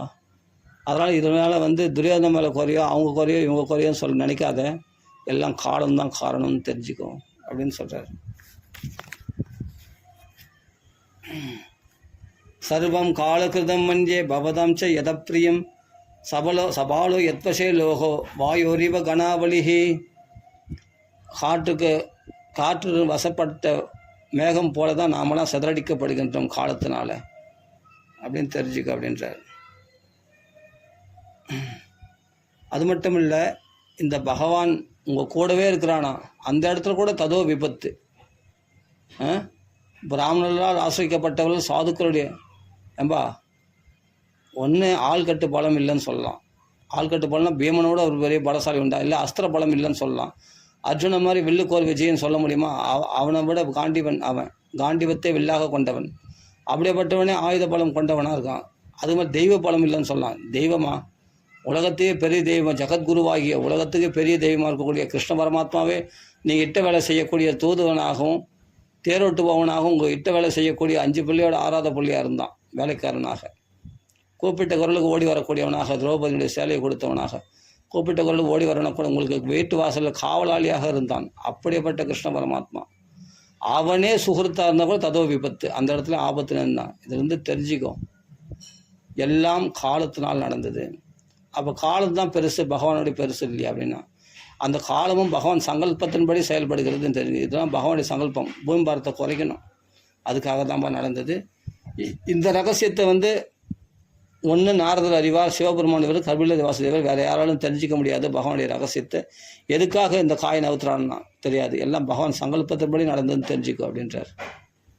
இல்லைன்னா உனக்கு பகவானால் உபதேசிக்கப்பட்டு உனக்கு அஜ்ஞானம் போகாமல் இருக்குமா? ஏன்னா எனக்கு மோட்சம் அளிக்கிறதுக்காக பகவான் கருணடா, எமல கிருபடா, எனக்கு தர்ஷனம் கொடுக்கறதுக்காக என்னை தேடி பகவான் வந்திருக்கான் பார், தெரிஞ்சுக்கோ. வேறு எதுவும் இல்லை. ஏன்னா தனியாக நான் கிருஷ்ணா உன் தர்ஷனம் கிடைக்குமா கடைசி காலத்தில் இருக்கிறேனே அப்படின்னு நினச்சேன். உடனே பகவான் எதிர வந்து நிற்கிறான் பார். ஏஷவை பகவான் சாக்ஷோத் ஆத்யோ நாராயண புமானு. ஏஷவை இப்போ கிட்ட இருக்கிறானே, என்னை தேடி வந்திருக்கானே, இவன் கிருஷ்ணன் நினைக்காத ஆதி நாராயணன் இவன் தான்ப்பா, இவன் தான் பரம்பொருள், தெரிஞ்சுக்கோ அப்படின்னு சொல்கிறார். நீ என்னவோ எம்மன் யசே மாதுலேயம் பிரியம் மித்ரம் சுகிருத்தமம் அகரோ சச்சிவம் தூதம் சௌஹிருதாத சாரதிம். அவனை என்னன்னா அம்மா புள்ள, மாமா புள்ள, பிரியமானவன், என்னுடைய நண்பன், எனக்கு நலன் விரும்பி, என்னுடைய உறவினன், என் சொந்த பந்தம், இல்லை என்னுடைய மந்திரி, எனக்கு நான் இட்ட வேலை செய்யக்கூடிய ஒரு தூதவனாக சென்றவன், இல்லை சாரத்தியம் பண்ணவன், அவ்வளவும் அவனுடைய சௌலபியத்தை குறிக்குது. புரியுதா? சௌஹிருதாத சாரதியம், அவ்வளோ சௌலபியமாக போயிட்டான் அவங்களுக்கு அப்படின்னு நினச்சின்னு இருக்க. அவனை சாரத்தியனாக நினச்சின்னு இருக்க, அவனை மந்திரியாக போட்டுட்டு இருந்த, இட்ட வேலை செய்யக்கூடிய வேலைக்காரன் நினச்சிருந்த. கிடையாதுப்பா, அவன் தான் ஆதி நாராயணன்ப்பா. அவனுடைய கருணையை பற்றியா? ஏதோ உன் பட்சத்தில் தான் பகவான் இருந்தால் நீ நினைக்கிற. கிடையாது, பகவானுக்கு பேதமே கிடையாதுன்றது இந்த ஒரு இன்சிடென்ட் போதும். என்னன்னா ததா ஏகாந்த பக்தேஷு பஷ்ய பூபா அனுகம்பிதம். ஏகாந்த பக்த கிருஷ்ணா உன் தர்ஷனம் கிடைக்குமான்னு எழுந்துருந்த. எல்லாம் கேட்டான்னா நினைவான வாஞ்சிதஸ்து உத்தராயணகா, உத்தராயண காலத்தை எதிர்பார்த்துட்டு இருக்கார் பீஷ்மர் அப்படின்னு. ஏன்னா ஸ்வச்சந்த மிருத்யுகோ, அவராக நினச்சாதான் மரணம் பண்ணி எல்லாருக்கும் தெரியும் அது. ஆனால் எதுக்காக உயிரை கையில் பிடிச்சி வச்சுருந்தாருன்னா உத்தராயண காலத்தை எதிர்பார்த்துன்னு படுத்துன்னு இருக்காரு அப்படின்னு நினச்சிருந்தாங்களாம் நிறைய பேர். சரி, அவங்க எப்படின்னா நினச்சிக்கிட்டோம். ஆனால் எனக்குள்ளே இருக்கிற என்னன்னா, உத்தரை கர்ப்பத்துக்குள்ளே போய் வருஷத்துக்கு காட்சி கொடுத்தானே, அந்த உத்தரை வயிற்றில் அயனம் பண்ணிட்டு இருந்தானே, அந்த உத்தராயணனை எதிர்பார்த்துன்னு இருந்தாராம். யார்? கிருஷ்ண பரமாத்மா எதிர்பார்த்துன்னு இருந்தாராம் பீஷ்மாச்சாரியர். அது அந்தரங்கத்தில் வச்சுருந்தார். அதான் சொல்ல, என் மேலே கருணையினால் பகவான் என்னை தேடி வந்திருக்கான் பாடுறா, இதுலேருந்து தெரிஞ்சுக்க தர்மபுத்திரா அவனுடைய கருணை என்று சொல்கிறார். என்மே அசுஸ்தஜா, பிராணனை விட போகின்ற என்னிடத்துல சாக்ஷாத் கிருஷ்ணோ தர்சனமாகதா, எனக்கு சாட்சாத்தா கிருஷ்ணன் தர்சனம் என் ஊனக்கண்களால் பார்க்கும்படியாக தர்சனம் கொடுப்பதற்காக கிருஷ்ணன் வந்து சேர்ந்திருக்கான் பார்ப்பா. பூபா அனுகம்பிதம், பஸ்திய பூபா அனுகம்பிதம், என்மே அசுஸ்தஜதா, என் மேலே எவ்வளோ கருணை பாடுறா, இது வந்து தெரிஞ்சுக்கன்னு தர்மபுத்திரர் சொல்கிறார். பிறகு தர்மபுத்திரருக்கு தர்மம்லாம் சொன்னார், தேவையில்லை அப்படின்னு சொன்னார். உடனே தர்மங்கள்லாம் சொன்னார், வர்ணாசிரம தர்மங்கள்லாம் சொன்னார். ஸ்திரீ தர்மம், பொது தர்மம், பாவ தர்மம் எல்லாத்தையும் சுருக்கமாக சொல்ல வேண்டிய சுருக்கமாக சொல்லிட்டார், விஸ்தாரமாக சொல்லிட்டார். பல புராண கதைகளையும் இதிகாசங்கள் பல கதைகள்லாம் உதாரணமாக சொல்லியிருக்கார். எல்லாம் உபதேசம் பண்ணணும். எல்லா தர்மத்தை விட சிறந்த தர்மம் எது? கோ தர்ம சர்வ தர்மானாம் பவத பரமமதா கிம்ஜமன் முச்சது ஜென்ம சம்சார பந்தனாத் அப்படின்னு கேட்ட உடனே அப்போ சொல்கிறார், எல்லா தர்மங்களோட சிறந்தது பகவான் நாம சங்கீர்த்தனம் தான் என்று சொல்லி விஷ்ணு சஹஸ்ர நாமத்தை உபதேசம் செய்கிறார். அந்த தர்மத்தை படிச்சுட்டா போதும். கலியுகத்தில் அந்த ஒரு தர்மம் தான், நாம சங்கீர்த்தன தர்மம் தான் ஒரே கதின்ட்டு. கடைசியில் எல்லா தர்மத்தையும் நீ இப்போ கடைபிடிக்காது போ. ஏன்னா 500 அத்தியாயங்கள் சாந்தி பருவம், அனுசாசனிக்கு வருவான், பீஷ்மர் சொன்ன தர்மங்கள் அத்தனை வர்ணாசிரம தர்மங்கள்லாம் கடைபிடிக்க முடியாது கலியுகத்தில். ஆனால் அவ்வளோ கேட்டதுனால சொன்னார் அவர். ஆயுத வியதா, அந்த ஆயுத நோய் இருந்தால், அந்த ஆயுதனுடைய வெளி இருந்தால் தர்மங்களை சொல்ல முடியாதுல்ல ரிலாக்ஸாக. அந்த ஆயுத வெளி இல்லாத பகவானுடைய கடாட்சத்தினால அந்த ஆயுத வெளி இல்லாத பண்ணிட்டாராம் பீஷ்மாச்சாருக்கு. அதுக்கப்புறமா தான் தர்மங்களை தர்மபுத்திரருக்கு சொன்னாராம். சொன்னதுனால கேட்டு அந்த தர்மங்கள்லாம் கேட்டு கடைசியில் இந்த தர்மங்கள்லாம் இவ்வளோ தர்மங்களாக இருக்குது, இவ்வளோ கடைபிடிக்க முடியுமா? ராஜ தர்மங்கள்லாம் முடியாது. ராவண தர்மம், சத்திரிய தர்மம், வைசிய தர்மம், சூத்திர தர்மம், பிரம்மச்சரிய தர்மம், வானப்பிரஸ்த தர்மம், கிரகஸ்தாஷ்ட தர்மம், சன்னியாச தர்மம், ஸ்திரீ தர்மம், பொது தர்மம், ராஜ தர்மம், பாகவத தர்மம், மோட்ச தர்மம், நிறைய அனுசாசனி பருவா, சாந்தி பருவா, எவ்வளோ சொல்லி முடிஞ்சு கடைசியில் என்ன சொல்ல, இதை விட சிறந்த தர்மம் ஒன்றை கடைப்பிடிச்சா இத்தனை தர்மங்களை கடைப்பிடிச்ச பலன் கிடைக்கணும்னா அதுக்கு தான் விஷ்ணு சஹஸ்ரநாமம் சொன்னார். இந்த நாம சங்கீர்த்தனம் ஒன்று பண்ணுறதுனால எல்லா தர்மங்களும் கடைப்பிடிச்ச பலன் கிடைச்சிடுன்னு சொல்கிறாரு. சொல்லிவிட்டு அதுக்கு பிறகு பகவான்களை ஒரு பிரார்த்தனை பண்ணுறார். பகவானே, நீ சங்க சக்கர கதாதாரி, இந்த 2 கைகள் உள்ள கிருஷ்ண ரூபத்தில் வானாம், நான் மனுஷன்ற என்ன கூட வந்தாலும் வந்துடும். இந்த கடைசியில் உயிர் விடும்போது பகவான் வைகுண்ட கோலத்தில் காட்சி அளிக்கணும்னு சொல்லிட்டு கேட்குறாரு. சதேவ தேவோ தேவாதி தேவனாகிய பகவானே, என்னால் என் கண்ணுலாம் இங்கே சொக்கி போகுது, இழுத்துட்டு போகுது, எனக்கு ரொம்ப டயர்டாகி போச்சு, நிறைய தர்மங்களை சொல்லி டயர்டாயிட்டார். அதனால் கண்ணெல்லாம் எங்கே சொருகிண்டு போகிறது, என்னால் ஒன்றும் இப்போ சரியாக பார்க்க முடியல. நீ என்ன நல்லா கடாட்சம் பண்ணு, உன்னுடைய பார்வையினால் என் மேலே கடாட்சம் பண்ணு, உன் கடாட்சம் பட்டுதுன்னா என்னுடைய ஜென்மா கரையேறிடும். சதேவோ தேவோ பகவான் பிரதீட்சதாம் கலே வரம் யாவதிதம் ஹினம். எது வரைக்கும் பார்த்துன்னு சொல்கிறீங்க? நான் எவ்வளோ நேரம் பார்த்துன்னு ஒன்று, இந்த தேகம் இந்த தேகத்தை வெட்டுற வரைக்கும், இந்த தேகத்தை சட்டையை கழட்டி வர்ற மாதிரி, பாம்பு பழைய சட்டையை கழட்டி வர்ற மாதிரி கழட்டி எழுதி போகிறேன். அது வரைக்கும் என்னை கடாட்சம் பண்ணிட்டு இருங்க. பிரசன்ன ஹாச அருணலோச்சனோ உல்லசன்னு முகாம்புஜ தியான பதச்சதுர்புஜா, தாமரை போன்ற அந்த முகத்து லாவண்யத்தையும் சங்க சக்கர கதாதாரியாக வைகுண்ட கோலத்தில் தரிசனம் கூடன்னு கேட்குறார். ததாஸ்துன்னு பகவான் சங்க சக்கர கதாதாரியாக காட்சியளிக்கிறார். அவர் பகவானை பார்த்து வாக்கெல்லாம் அடங்கிட்டார், தர்மங்கள்லாம் சொல்லி முடிச்சிட்டார். நாம சங்கீர்த்தனம் தான் கடைசியாக முடிவாக, இதுதான் எல்லா தர்மத்தை விட சிறந்த தர்மம்னு சொல்லி முடிச்சிட்டார். அவருக்கு பகவானை பார்த்து ஸ்தோத்திரம் பண்ணுறார். இதிமதி ரூபகல்பிதா வித்ருஷ்ணா பகவதி சாத்வத பொங்கவே விபும்னி ஸ்வசுகம் உபகதே குவச்சித் விகத்தும் பிரகதிம் உபேயுஷி யத்பவ பிரவாகா. பகவானுக்கு நம்ம என்ன அர்ப்பணம் பண்ண முடியும்னா, பகவான்களை இல்லாததாக இருக்கணும், நம்ம கையில் இருக்கிறதா இருக்கணும். மனுஷங்களுக்கு தான் மனசுன்னு ஒன்று இருக்குது, மனசுன்னு ஒன்று இருக்கிறதுனால தான் மனுஷன்னு பேர் நமக்கு. ஆனால் பகவான்களை அது இல்லையா, அந்த மனசை புத்தியை பகவானுக்கு அர்ப்பணம் பண்ணுறாராம். இதி மதி உபகல்பிதா வித்ருஷ்ணா, அந்த மனசை சுத்தமான மனசாக அர்ப்பணிக்கணும் இல்லையா, அதான் வித்ருஷ்ணா, கிருஷ்ண இல்லாத மனசை அர்ப்பணிக்கிறாராம். ஏன்னா இவ்வளோ தர்மங்களை சொல்லியிருக்கால மனசு சுத்தமாயிடுச்சு. பகவானை சங்கு சக்கரத்தை தியானம் பண்ணதால் மனசு சுத்தமாயிடுச்சு பகவத் தியானத்தினால. அந்த சுத்தமான மனசை பகவானுக்கு அர்ப்பணம் பண்ணுறார். இது மதிர் உபகல்பிதா வித்ருஷ்ணா பகவதி சாத்வதி பொங்கவே விபும்னே, சாதுக்களுக்கு பதியாகிய பகவானே எனக்கு நமஸ்காரம், உன்னிடத்துல என் மனசை அர்ப்பணிக்கிறேன். ஸ்வசுகம் உபகதே கொச்சித் விகர்த்தும் பிரகதி உபே யுஷி யத்பவ பிரபாகா, உலகத்தை படைத்து காத்து அழிப்பது உனக்கு ஒரு விளையாட்டே தவிர, ஆனால் பகவான் அந்த படைத்து காத்து அழிக்கிறதுல ஒரு சுகம் பகவானுக்கு கிடையாது, அது ஒரு விளையாட்டு. விகர்த்தம் அப்படியேப்பட்ட நீ, ஏன்னா ஒரு குழந்தை பிறந்தால் நம்ம சந்தோஷப்படுறோம், நம்ம நல்ல ஒரு நோய் நொடியிலேருந்து காப்பாற்றப்பட்டால் நம்ம சந்தோஷப்படுறோம். அதே சமயத்தில் நாம் இறக்க போகிறோன்னா துக்கப்படுறோம். இந்த சுகமும் சந்தோஷமும் கிடையாது, துக்கமும் கிடையாது பகவானுக்கு. ஏன்னா இந்த தேகத்தினால உலகத்தினால ரெண்டாவது வஸ்துனால பகவான் சந்தோஷம் அடையாது இல்லையா. தன்னுடைய ஆத்மானந்தத்தில் அனுபவிக்கக்கூடிய ஸ்வசுகம் உபகதி, தன்னுடைய ஆத்மஸ்வரூபத்தில் ரமிக்கக்கூடியவன் ஆத்மாராமனாக இருக்கக்கூடிய கிருஷ்ணன். அப்போ உனக்கு படைத்து காத்து அழிக்கிறதுனால உனக்கு ஆக வேண்டியது என்ன அப்படின்னா அது ஒரு விளையாட்டம் பகவானுக்கு அப்படின்னு இந்த ஸ்துதியில் சொல்கிறார். அது மாதிரி இந்த மனுஷ தேகம் எடுத்ததும் ஒரு விளையாட்டு உனக்கு, எதுக்கான பல லீலைகள் புரிவதற்காக. அதனால் இந்த தேகத்தை எடுத்திருக்கிறார் என்று சொல்கிறார். பவ பிரபாக ஈதிமதி ரூப கல்பிதா வித்ருஷ்ணா பகவதி சாத்வத புங்கவே விபும்னி ஸ்வசுகம் உபகதே கொச்சித் விகர்த்தும் பிரகதி உபே யுஷி யத் பவ பிரவாக. எல்லாருக்கும் பிறவிகளை பிரவாகமாக கொடுக்கின்றவன் நீ, உனக்கு ஏது பிறவி? நீ மனுஷ பிறவி எடுக்கணும்னு அவசியம் என்ன? நீ விளையாட்டுக்காக இந்த தேகம் எடுத்திருக்கிற, மனுஷ தேகம் எடுத்திருக்க, ஆனால் நீ சச்சிதானந்த ஸ்வரூபன் என்று அர்த்தம். அதான் விபும்னின்ற பதம் போடுறார். விபுன்னா சர்வேஸ்வரன் அர்த்தம்.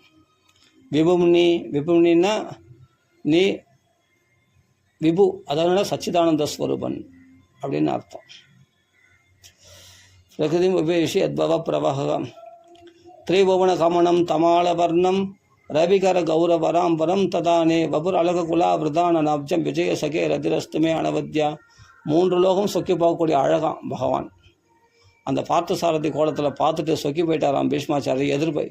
அர்ஜுனுக்கு இந்த பாக்கியம் இல்லை, பின்னாடி தான் பார்க்குறான் கிருஷ்ணனை. எதிர்பாக்கத்தில் இருக்கிற துரோணாச்சாரியர் தான் பார்க்குறாங்க பகவான் முகலாவண்யத்தை. பார்த்து அனுபவிக்கிறாங்க. எப்படி இருந்தது தான் அந்த ரூபம். 3 லோகமும் சொக்கி போகக்கூடிய அழகாக தேவலோகத்தில் இருக்கிற சிவன் பிரம்மா இந்திரன் சந்திரன் முதலான எல்லாமே விமானத்தோடு வந்து சேர்ந்துட்டாங்களாம். பகவானுடைய அந்த ஹோய்னு குதிரை ஓட்டுற எந்த வாக்கில் வேதம் பரிமளிச்சதோ அந்த வாக்கில் அர்ஜுனுக்காக குதிரை ஓட்டுற அந்த அழக முகலாவண்யத்தை பார்க்கறதுக்காக வந்துட்டாங்களாம். தேவர்கள்லாம் ஆகாசில் சூழ்ந்துட்டாங்களாம் கிருஷ்ணனுடைய அழகை பார்க்கறதுக்காக. அப்படியே 3 லோகம் சொக்கி பார்க்கக்கூடிய அழகாச்சு அவனுடைய அழகு. திரிபுவன கமனம் தமாலவர்ணம் ரவிகர கௌரவராம்பரம். இந்த கண்ணங்கரையில் இருக்கக்கூடிய கிருஷ்ணனுக்கு வெள்ளை வெள்ளைன்னு பட்டு பீதாம்பரம் பகவானுக்கு. அது மஞ்சள் பட்டாடை தான் பார்க்கறதுக்கு அப்படி டால் அடிக்குதான் சூரியன் பிரகாசமாக. சூரிய கிரணங்களே நூலாகி அதனால் வையப்பட்ட ஒரு வஸ்திரம் எப்படி டால் அடிக்குமோ அப்படி அடிக்கிறது தான். அப்படியேப்பட்ட அழகான சுறுசுறான கேசங்களால் முகலாவண்யம் மறைக்கப்பட்டு, அது எப்படின்னா வண்டுகள் மொய்க்கக்கூடிய தாமரை மலரில் இருக்கிற தேனை வண்டுகள் மொய்க்கிறது மாதிரி இருந்துதான். வபுர் அழகுலா விரதானனாப்ஜம் விஜயசகேர் அதிரஸ்துமே அனவத்யா. தாமரை மலரில் வண்டுலாம் சூழ்ந்தா அதில் உள்ள மகரத்தில் உள்ள தேனை பருகிறதுக்காக தேன் வண்டுகள் சூழ்ந்துருக்கும் இல்லையா, அது மாதிரி சுருளான கேசங்கள்லாம் பார்த்தா சுருளாக இருக்குல்ல, அது வண்டுகள் மாதிரி இருந்து தான். பகவானுடைய முகம் தாமரை மாதிரி இருந்து தான். என்ன தேனை பருகுதுன்னா அழகு. பகவானுடைய முகலாவண்யம் ஆகிய அந்த லாவண்யம் என்ற அழகு என்ற தேனை பருகக்கூடிய வண்டுகள் போல சூழ்ந்திருந்து தான் பகவானுடைய கேசமானது. கேசவனாகிய அவன் முகத்தில் வருடுகின்ற அந்த சுறுசுறான கேசங்களானது அப்படி இருந்து தான். பபுர் அழகுலா விரதான் அனாப்ஜம் விஜய சகே ரதிரஸ்துமே அனுவத்யா. அப்படியேப்பட்ட ஸ்வரூபத்தில் எனக்கு மனசு ரமிக்கணும். அப்படியேப்பட்ட அர்ஜுனுடைய நண்பனே பக்தனை முன்னிட்டு கொண்டு தான் பகவானத்தில் பக்தி பிரார்த்தனை பண்ணுன்றதை பீஷ்மஸ்துதியில் சொல்லி கொடுக்குறார். அர்ஜுனனுக்கு முன்னாடியே கிருஷ்ண பக்தனாக இருக்கிறவர் பீஷ்மாச்சாரியார். ஆனால் அர்ஜுனனை முன்னாடி நிறுத்துற காரணம்னா, நான் போயிடுவேன் ஆனால் அர்ஜுனனை விடாத, என் பேரனை மட்டும் விடாத, என் பேரனை என்றைக்கும் கூடவே வச்சுக்கோ அப்படின்னு சொல்லி கொடுக்குறாருங்க. அதனால் அர்ஜுனனை முன்னிறுத்து பேசுகிறாருங்க பீஷ்மாச்சாரியார். எப்படின்னா பக்தனை முன்னிட்டு கொண்டு தான் பகவானுடைய அருளை பிரார்த்தனை செய்யணும்.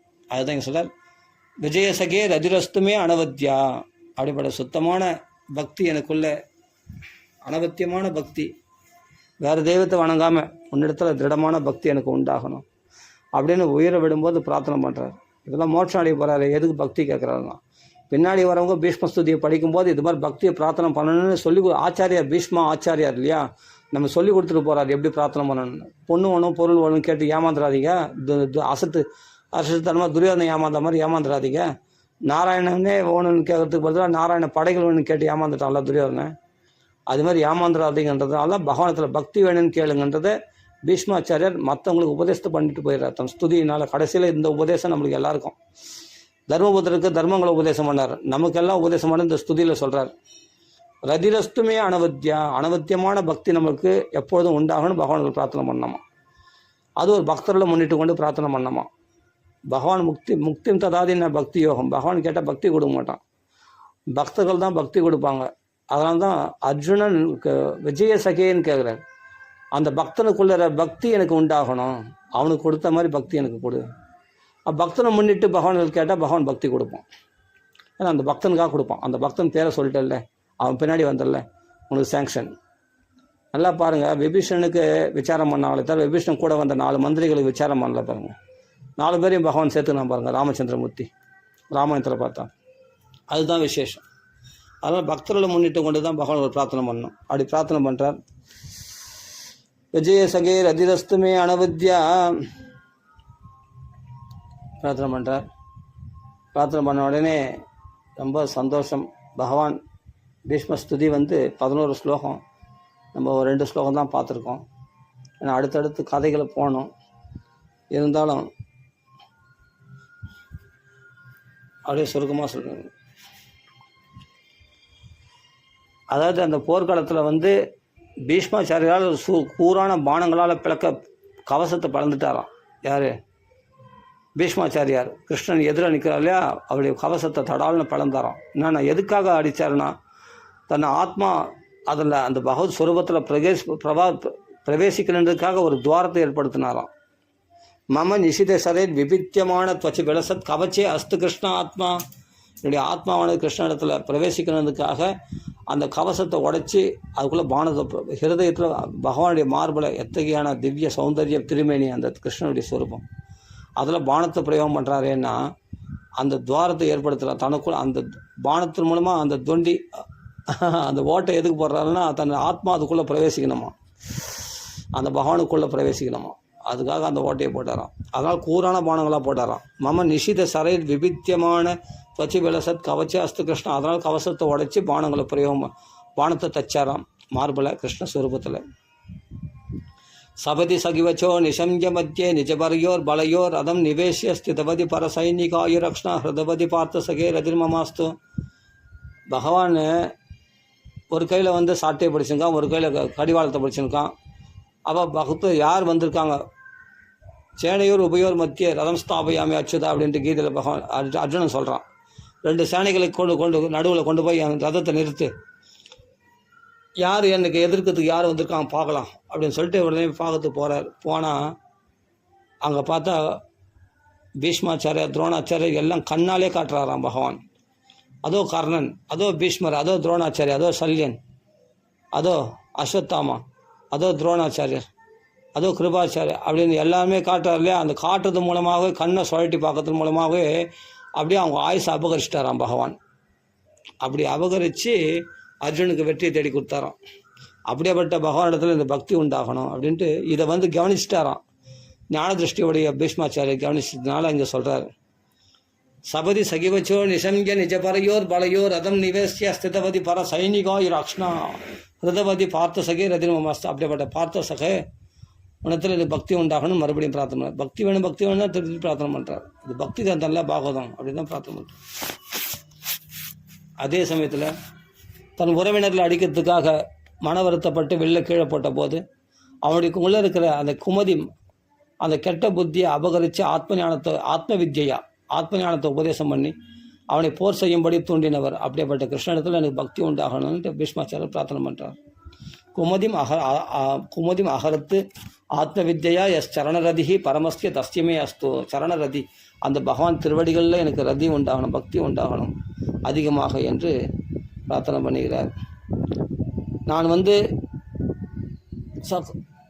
இந்த போர்க்காலத்தில் நான் ஆயுதம் ஏந்த மாட்டேன்ட்டு பகவான் வாக்கு கொடுத்துருக்கான். ஆனால் அந்த வாக்கை கூட நான் பொய்யாக்குறேன் அப்படின்ட்டு பீஷ்மாச்சாரியார் அவனை ஆயுதம் எடுக்க வைக்கிறேன் கிருஷ்ணனை அப்படின்னு சத்தியம் பண்ணியிருக்கார். அந்த சத்தியத்தை நிறைவேற்றத்துக்காக பகவான் வந்து என்னன்னா, ஒரு சமயத்தில் பீஷ்மாச்சாரியார் பயங்கரமாக யுத்தம் பண்ணுறார். பயங்கரமாக யுத்தம் பண்ண உடனே அர்ஜுனன் பார்த்தா பொறுமையாக யுத்தம் பண்ணுறான். ஆஹா, அர்ஜுனன் நம்மனா வேலைக்கு ஆகாது, இது என்னைக்கு யுத்தம் முடிகிறது? அர்ஜுனன் தாத்தான்னு பார்த்து சண்டை போகிறான். ஆனால் தாத்தாவோ அக்னியாஸ்திரம் வாயுவாஸ்திரம் போட்டு கொளுத்துறாரு, அப்படியே சேனைகளை எரிக்கிறார். அப்போ உடனே பார்த்து கிருஷ்ணருக்கு கோவம் வந்துடுச்சு. கோவம் வந்துட்டு என்ன பண்ண, தன் உத்தரையும் நழுவ அந்த உத்தரையத்தை தாண்டிண்டு சக்கராயத்தை எடுத்துட்டு ரதச்சரணா அந்த சக்கராயத்தை எடுத்துட்டு அதோ பீஷ்மரை இன்னைக்கு கொண்டுறேன் பார் அப்படின்னு சொல்லிட்டு ஒரு யானையை மத்தகத்தை பிளக்க சிங்கம் பாஞ்சு ஓடுற மாதிரி போனாராம்.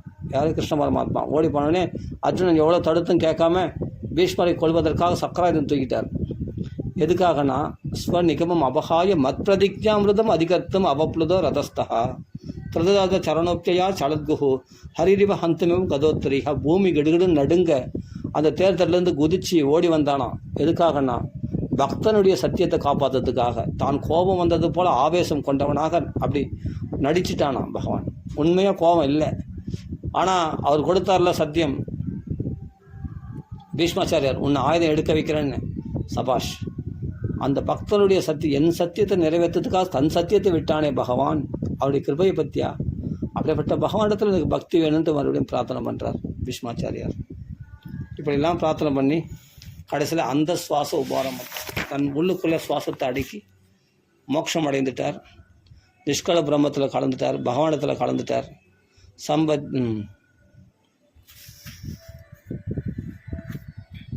கிருஷ்ணம் ஏவம் பகவதி மனோவாக் திருஷ்டி விற்த்திபிகி, மனசு வாக்கு பார்வை எல்லாத்தையும் பகவானிடத்தில் செலுத்தி பகவான் ஆத்மானம் ஆவேசிய. ஸோ அந்த சுவாசம் பகவானிடத்தில் தன்னுடைய ஆத்மாவை பிரவேசிக்க செய்து தன்னுடைய சுவாசத்தை பிராணனை உள்ளுக்குள்ளே அடக்கிட்டாராம். பிராணன் வெளியே பிரிஞ்சு போகலை, மூக்கு வழியாவோ காது வழியாவோ கண்ணு வழியாவோ பிராணன் பிரிஞ்சு போகல, கீழ் வழியாக பிரிஞ்சு போகலை, உச்சந்தலை வழியாக பிரிஞ்சு போகல, அது உள்ளவே அடங்கி போச்சான். அதான் கடைசி ஜென்மத்துக்கு அடையாளம் அப்படி அப்படின்னு சொல்லி. அதுக்கு பிறகு வந்து நிஷ்கல பிரம்மத்தில் கலந்துட்டார். யார்? பீஷ்மாச்சாரியார்.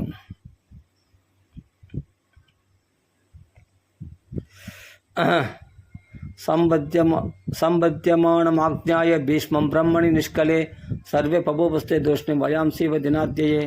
அப்படி நிஷ்கல பிரம்மத்தில் கலந்த உடனே ஒரு முகூர்த்த காலம் எல்லாம் மௌன அஞ்சலி செலுத்தினாங்க. 1 முகூர்த்த காலம். அது பிறகு எல்லாமே அவருக்கு அமளியாகி வச்சு தர்மபுத்திர தேம்பி அழுதார். பாண்டவர்லாம் அழுதாங்க. அவருக்கு அவருக்கு சம்ஸ்காரம்லாம் பண்ணி முடிச்சுட்டு அவருக்கு வந்து எல்லாம் முடிஞ்ச உடனே அவருக்கு எல்லாம் உதகம்லாம் கொடுத்துட்டு தர்ப்பணம்லாம் பண்ணி முடிச்சிட்ட பிறகு அப்புறமா வந்து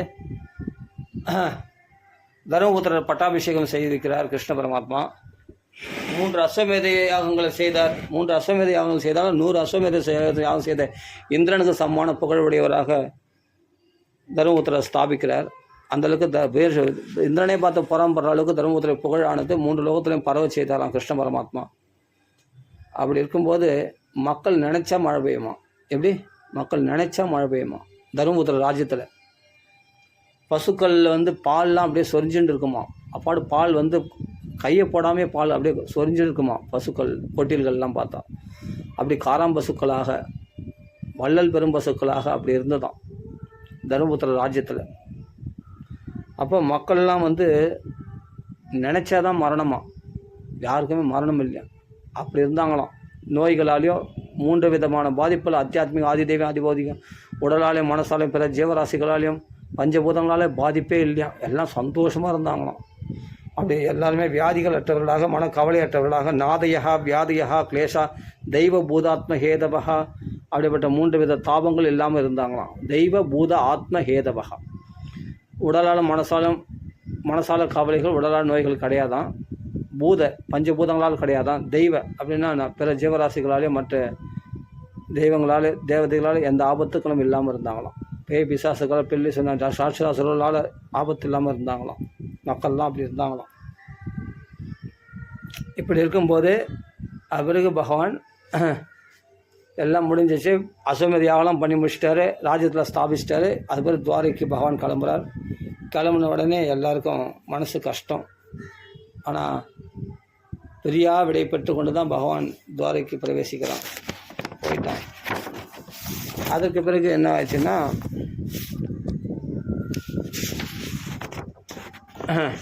பரிசுத்தனுடைய அவதாரம். பரிசுத்த அவதரிக்கிறார். கர்ப்பத்திலே பார்த்த அந்த பகவான் யார்? மாதுர் கர்ப்பகதோ வீரஹ ச ததா பிருகுநந்தன ததர்ஷ புருஷம் கஷ்டித் தஹ்யமான அஸ்திரதேசால் எரிக்கப்படும் போது எந்த பகவான் உள்ளிருந்து காப்பாற்றினானோ, அந்த கதாயத்தை சக்கராயுத மாதிரி சுழட்டி அந்த பிரம்ம தேஜஸை நிஷ்கர்ஷனம் பண்ணி தன் வைஷ்ணவ தேசால் பிரம்ம தேசத்தை அடக்கி அந்த குழந்தையை காப்பாற்றின பரிசுத்துக்கும் கவசம் அளித்து காப்பாற்றினானே, தன் வைஷ்ணவ கவசம் அளித்து காப்பாற்றினானே. அப்போ மாதுர் கர்ப்பகதோ வீரஹா ச ததா பிருகுணந்தன ததர்ஷ புருஷம் கஷ்ய தஹ்யமான அஸ்திரதேசா எப்படி இருந்தானா பகவான்? அந்த கர்ப்பத்தில் குழந்தைக்கு காட்சியளித்தானா.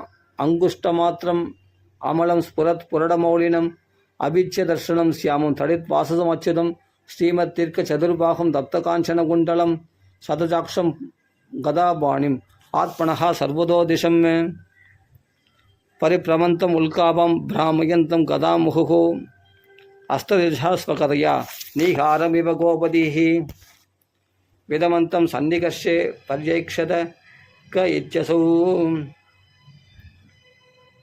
இப்படி பகவான் சங்கு சக்கர கதாதாரியாக அந்த குழந்தைக்கு தகுந்த ரூபத்தில் நல்லா ஆனால் பல்ச்சுன்னு மின்னல் போல மகா பிரகாசமாக 10 திசைகளும் பிரகாசிக்கூட அவ்வளோ அழகு உடையவனாக பகவான் காட்சி அளித்தானாம். பரிசுத்து அந்த ரூபத்திலேயே மெய்மறந்து போயிட்டாராம். கர்ப்பவாசம் ஒரு பக்தன் கர்ப்பத்தில் இருக்கானா பகவானும் கர்ப்பவாசம் பண்ண தயாராம்.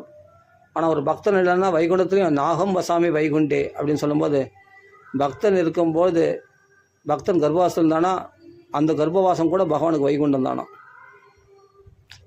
பக்தர்கள் இல்லைன்னா வைகுண்டம் கூட பகவானுக்கு கால் திறந்தாதான், வைகுண்டத்தில் இருக்க மாட்டானா பகவான். அப்படிப்பட்ட பரிசுத்துக்கு பின்னாடி 30 வருஷம் 10 பாகவதம் கேட்குறான்னு 30 வருஷம் முன்னாடியே பரிசுத்து காட்சி அளித்துருந்தாராம் பகவான். அப்போ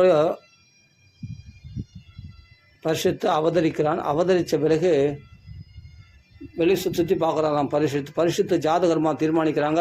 அப்படிப்பட்ட மகாத்மாக்களுடைய குணங்கள்லாம் இவனிடத்தில் பிரகாசிக்கும். சாக்ஷாத் கிருஷ்ண பரமாத்மா போன்ற கிருஷ்ண பரமாத்மா போல சகல கல்யாண குணங்களும் பொருந்தவனாக இருப்பான் பரிசுத்து அப்படின்னு புகழ்ச்சியாக பேசுகிறாங்க ஜாதகர்மா தீர்மானிக்கிறவங்க, பிராமணர்கள்லாம் சாஸ்திரிகள்லாம்.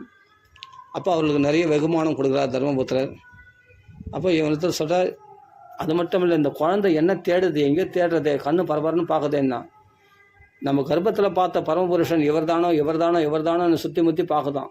கிருஷ்ணனை தேடுதான். அது சின்ன நாமெல்லாம் வயசான காலத்தில் கூட பகவானை தேடி போக மாட்டோம், நம்ம ஆத்மாவை தேட மாட்டோம், ஆத்மலாபத்தை தேட மாட்டோம். ஆனால் குழந்தையிலேயே பிறந்த உடனே பகவானை தேடுதான் அது பரிசுத்து. அப்படி இல்லையா பிறக்கணும்? இப்படிப்பட்ட பிறவி கிடைக்கணுமே. பார்த்தீங்களா, பணத்தை தேடி ஓடுறோம், பெண்ணை தேடி ஓடுறோம், பொண்ணை தேடி வரோம், மண்ணை தேடி ஓடுறோம். ஆனால் பகவானை தேடி ஜென்மாவை கரையேற்றி கொள்ள பகவானை அல்லவா தேடி போக வேண்டும். நம்ம ஆத்மாவை எல்லாம் தேடி கண்டுபிடிக்கணும். மகான்கள்லாம் ஞானிகள்லாம் இதை தானே தேடுறாங்க. யோகிகள்லாம் தன் ஹிருதயத்தில் மனசில் தேடுறாங்களே பகவான். எவ்வளோ சாஸ்திரம் ஞானத்தினால எவ்வளோ சாதனைகளால் அந்த பகவானை அந்த இறைவனை தேடி கொண்டு இருக்கிறார்கள். அப்படியல்லவா தேடணும். பிறந்த உடனே பகவானை தேடுதான் அந்த குழந்தை. அப்படிப்பட்ட ஆத்ம லாபத்தில் அவ்வளோ பிரீதி அந்த பக்து, அந்த பரிசுத்து. அதனால தான் அவருக்குன்னே பாகவதத்தை சுகாச்சாரியார் தனியாக சொன்னார். பாகவதத்தை எல்லா ரிஷிகளும் சூழ்ந்திருக்க பரிசுத்துக்குன்னே சொன்னது. அதனால தான் ராஜன்னு கூப்பிடுவார் சுகாச்சாரியர். ஏன்னா குழந்தையிலேயே நீ இறைவனை தேடணும்னாச்சாடாப்பா அப்படின்னு. அப்படிப்பட்ட ஜிக்ஞாசித ஆத்ம சயேஷ லோகே விக்யாதா பரீட்சித்திரி யத் பிரபு கர்ப்பே திருஷ்டம் அனுத்யாயன் பரீட்சேத நரேஷ்விக. இவர் தான் அந்த பகவானை, இவர் தான் அவர் பகவானு பரீட்சை பண்ணி பார்த்ததுனால, அப்படி பகவானை தேடினதுனால அதுக்கு அந்த எல்லாரையும் பரீட்சை பண்ணி பார்த்ததால பகவானாக இருக்குமோ அப்படின்னு நம்ம கர்ப்பத்தில் பார்த்த பகவான் இவர் தான் பரீட்சை பண்ணி பார்த்ததுனால அது பரிசுத்துன்னு பேர் வந்து தான் அவருக்கு இப்படி சொல்லப்படுகிறது. அப்படி பரிசுத்து தாத்தாக்களால், அப்பா இல்லை அம்மா இருக்காங்க, தாத்தாக்களால் வளர்க்கப்படக்கூடிய குழந்தை பேரனாக வளர்கிறார். நாளொரு மேனியும் பொழுதொரு வண்ணமாக குதிரை ஏற்றம், யானை ஏற்றம், வில் வித்தை, அஸ்திர சஸ்திரங்கள்லாம் கற்றுக்கிற குருகுல வாசம். எல்லாம் பயின்று கொண்டிருக்கிறார் பரிசுத்து. இப்படி அவர்கள் நாளொரு மணி பொழுதுமாக பரிசுத்து வளர்றார். ராஜ்யத்தை தர்மபுத்திர ராஜ்யத்தை ஆண்டு கொண்டிருக்கிறார். அந்த சமயத்தில் பார்த்து விதுரர் தீர்த்த யாத்திரையாக போனார் இல்லையா, அவர் வராரு. வந்த உடனே பார்த்தா ஆச்சரியப்படுறாங்க. அப்பா எவ்வளோ நாள் ஆச்சு, போர் ஆரம்பிக்கிறதுக்கு முன்னாடி போனவர் யார் விதுரர், இப்போ தான் பார்க்குறாங்க பாண்டவர்கள். பார்த்த உடனே தெய்வ தரிசனம் கிடைச்சா கூட, கிருஷ்ணனை பார்த்தா கூட அவ்வளோ சந்தோஷப்பட்டுருக்க மாட்டாங்க. ஆனால் விதுரர் பார்த்து அவ்வளோ சந்தோஷப்படுறாங்க.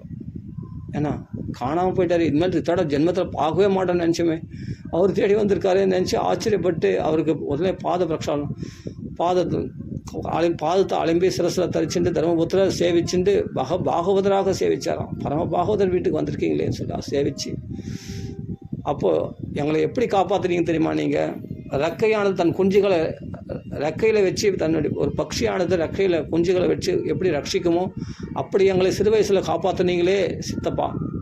அப்படிப்பட்ட விதுரர் பாகவதராக வந்திருக்கீங்களே, நீங்கள் உங்களுக்கு தீர்த்தங்களால் ஆக வேண்டியதுன்னு நீங்கள் க்ஷேத்திர யாத்திரை போனோமா தீர்த்த யாத்திரை போனோமா, எங்கள் கூட வந்து தங்கிடக்கூடாதா, உங்களை நான் எங்கெல்லாம் தேடுறது, நீங்கள் எங்கே போயிட்டீங்க, நீங்கள் உங்களை பார்க்காம எங்கள் மனசு துடிச்சு போச்சு, நல்ல காலம் வந்து சேர்ந்துருக்கீங்க, இனிமேல் பார்க்க முடியும்னு நினச்சேன், வந்து சேர்ந்துட்டீங்களே, உங்களுக்கு தீர்த்த யாத்திரையால் ஆக வேண்டியதுன்னு.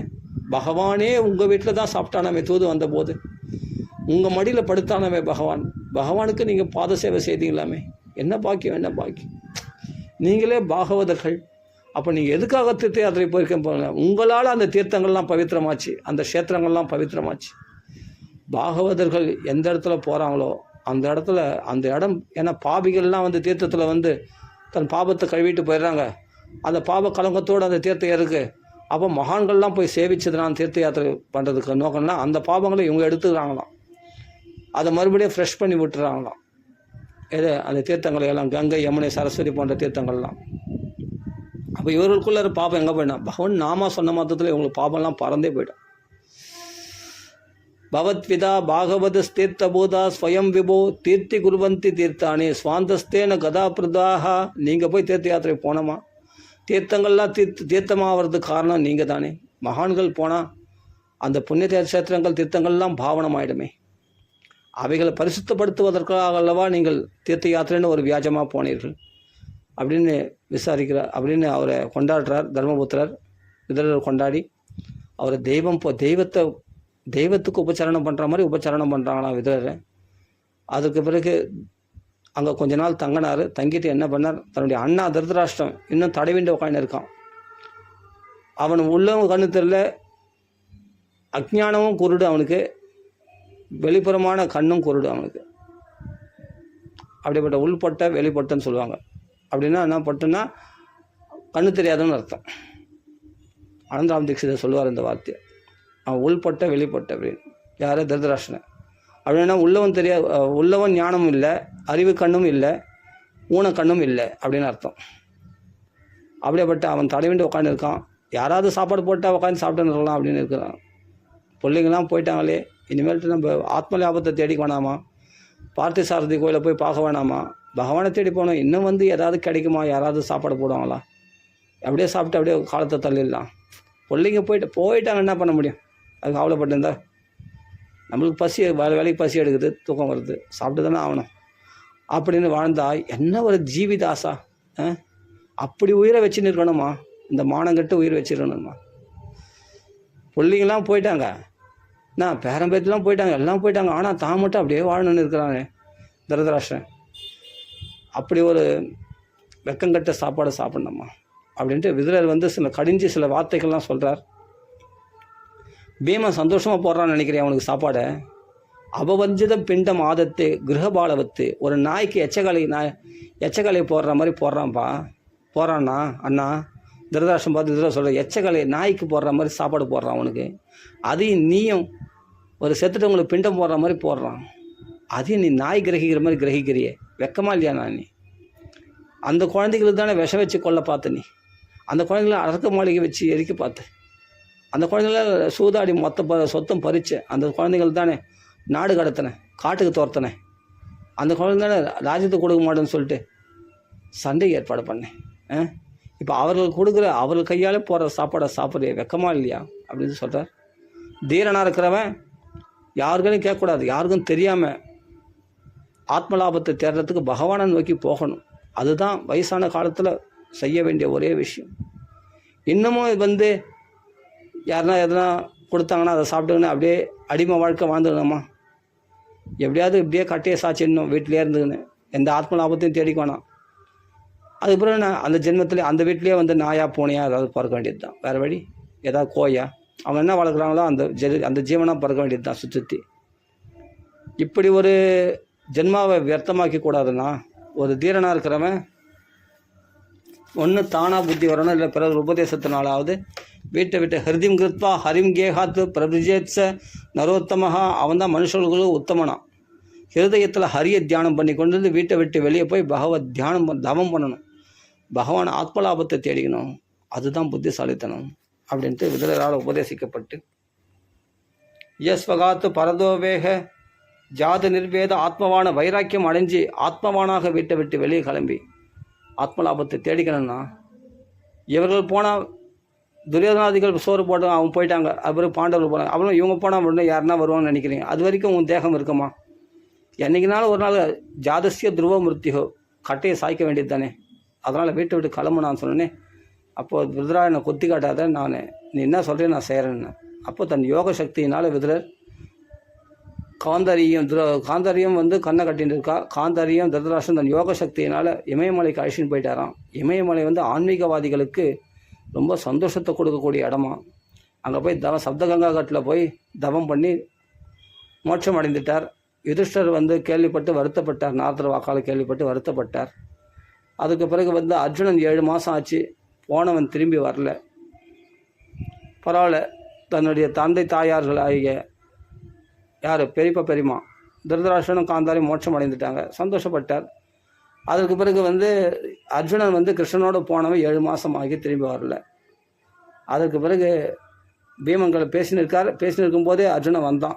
வந்த உடனே அர்ஜுனன் சொல்கிறான், வஞ்சிதோஹ மகாராஜா ஹரிணா பந்துரூபினா ஏனமே அவஹிருதம் தேஜோ தேவ விஸ்மாபனம் மகத்து அப்படின்றார். என்னை பகவான் ஏமாத்திட்டு வைகுண்டத்துக்கு போயிட்டானா? பகவான் பந்துரூபியாக இருந்த எனக்கு பகவான் என்னை விட்டு என்னுடைய சக்தியெல்லாம் அபகரிச்சுட்டு போயிட்டான்னா. வழியில் வந்து ஒரு யாதவர்களால் அடிபட்டு உதப்பட்டு வந்திருக்கேன். நான் நினச்சேன் பாரத போரே என்னால் தான் ஜெயிக்கப்பட்டது அப்படின்னு நினச்சேன்னா. என்னுடைய காண்டிவ பலத்தினால் என்னுடைய அஸ்திர சாமர்த்தியத்தினால்தான் நான் நிறைய சேனைகளை அழித்தேன். அர்ஜுனுடைய பராக்கிரமம் தான் பாரதத்தில் பேசப்படுறது ரொம்ப விசேஷம். ஏன்னா வில்லுக்கு ஒரு விஜயம்னா அர்ஜுனன் தான். அப்படி நினச்சேன். அதே அஸ்திரம் இருக்குது, அதே வில்லு இருக்குது, அதே அம்பு இருக்குது, அதே ரதம் இருக்குது, எல்லாமே இருக்குண்ணா. ஆனால் தேரோட்டி மட்டும் மாறிட்டானா? யார்? கிருஷ்ணன் இல்லை, வேற ஒரு தேரோட்டி வச்சுருந்தேன். என்னன்னா கடைசியில் அஸ்திரம் எந்த பிரம்மாஸ்திரம் ஞாபகம் வரல, பாசுபதாஸ்திரம் ஞாபகம் வரல, நாராயணாஸ்திரம் எந்த அஸ்திரமும், இந்திராஸ்திரமோ வாயு அஸ்திரமோ அக்னி அஸ்திரமோ எந்த அஸ்திரம் ஞாபகமே வரலண்ணா எனக்கு. மந்திரமே சாதாரண அம்புகளால் அடித்தா அந்த அம்புகள்லாம் உடைச்சி போட்டு அந்த யாதவர்களாகிய மாடு மேய்க்கின்ற யாதவர்கள் இடையர்கள்லாம் வந்து என்னை அடித்து துரத்திட்டாங்கண்ணா. இடையர் இடத்துல தோற்று ஓடி போய் வந்திருக்கேன் நான் இன்னைக்கு. என்னன்னா எல்லாமே இருக்குது, ஆனால் கிருஷ்ணன் இல்லை. அன்றைக்கி கிருஷ்ணன் இருந்தான். அதனால் பீஷ்மாச்சாரியார், துரோணாச்சாரியார், கர்ணன், சல்யன், சாதாரண வீரர்கள்லாம் இவங்களாம் மகாரதர்கள், அவர்களெல்லாம் ஜெயிக்க முடிஞ்சது நான் கிருஷ்ணன் இருந்ததுனால. இப்போ தானே புரியுது கிருஷ்ணனுடைய மகிமை. பகவான் ஒருத்தர் நம்ம கூட இருக்கிற வரைக்கும் தான் நம்மளால் எல்லாத்தையும் சாதிக்க முடியும். பகவான் தெய்வ பலம் இல்லாமல் மனுஷ பலத்தினால எதையுமே சாதிக்க முடியாதுன்னு நான் தெரிஞ்சுக்கிட்டேன்னா அப்படின்னு இந்த கதையில் நம்ம தெரிஞ்சுக்கணும். எல்லா லாபங்களும் கிடைச்சி நம்ம வாழ்க்கையில் நல்லது நடக்குதுன்னா பகவான் ஏதோ கிருபை பண்ணியிருக்கான். அந்த பகவான் நாமா சொன்னதுனால்தான் அதை தெரிஞ்சுக்கணும். நம்ம அதை அலட்சியப்படுத்திட்டு நம்ம பண்ணுற சாதனை, ரெகுலராக நம்ம பண்ணுற சாதனைகளை விட்டுட்டோம்னா பின்னாடி நம்மளுக்கு தான் டேஞ்சர். அதனால் அன்றைக்கி பண்ணுற சாதனைகளை ஒரு பொழுதும் குறைக்கவே கூடாது. பகவானை மறக்கவே கூடாது. பகவானை கொஞ்சம் மறந்துட்டான், பகவான் போயிட்டான் வைகுண்டத்துக்கு. அடுத்த க்ஷணத்தில் அர்ஜுனுடைய நிலைமை பற்றியா? கடல் நிலத்தில் விதைக்கப்பட்ட விதை எப்படி வீணாக போயிட்டு ஊஷர பூமி விளைச்சலே விளையாது, அந்த இடத்துல விதை விளைச்சா முளைக்குமா? அது மாதிரி வீணாக போயிடும். அதனால் நம்மளுடைய சாமர்த்தியமெல்லாம் பகவான் இல்லைன்னா வியர்த்தமாக போயிடும். அப்படி சொல்கிறான் அர்ஜுனன். புண்ணியம் இல்லாதவர்கள் பண்ணக்கூடிய பூஜை எப்படி பலனளிக்காதோ அது மாதிரி எனக்கு பலனற்று போயிடுச்சுனா அப்படின்ட்டு சொல்கிறான் அர்ஜுனன். திரௌபதி அடைஞ்சது, ராஜ்யத்தை அடைஞ்சது, 10 திக்குலையும் போய் நான் ராஜாக்களை ஜெயிச்சு திக்வஜயம் போயிட்டு வந்தது யாருடைய பலத்தினால? கிருஷ்ண பலத்தினால அல்லவா. திரௌபதிக்கு மானத்தை காப்பாற்றுந்து யார்? கிருஷ்ணன் தானே. வனவாசத்தில் கஷ்டப்படும் போது பகவான் ஒரு பருக்கு கீரை உணவு சாப்பிட்டு துரிவாசனுடைய சாபத்திலிருந்து காப்பாற்றது யார்? கிருஷ்ண பரமாத்மா தானே. விராடபுரத்தில் அவ்வளோ சேனாசைன்ய துரியோதனாதிகள் அத்தனை பேரும்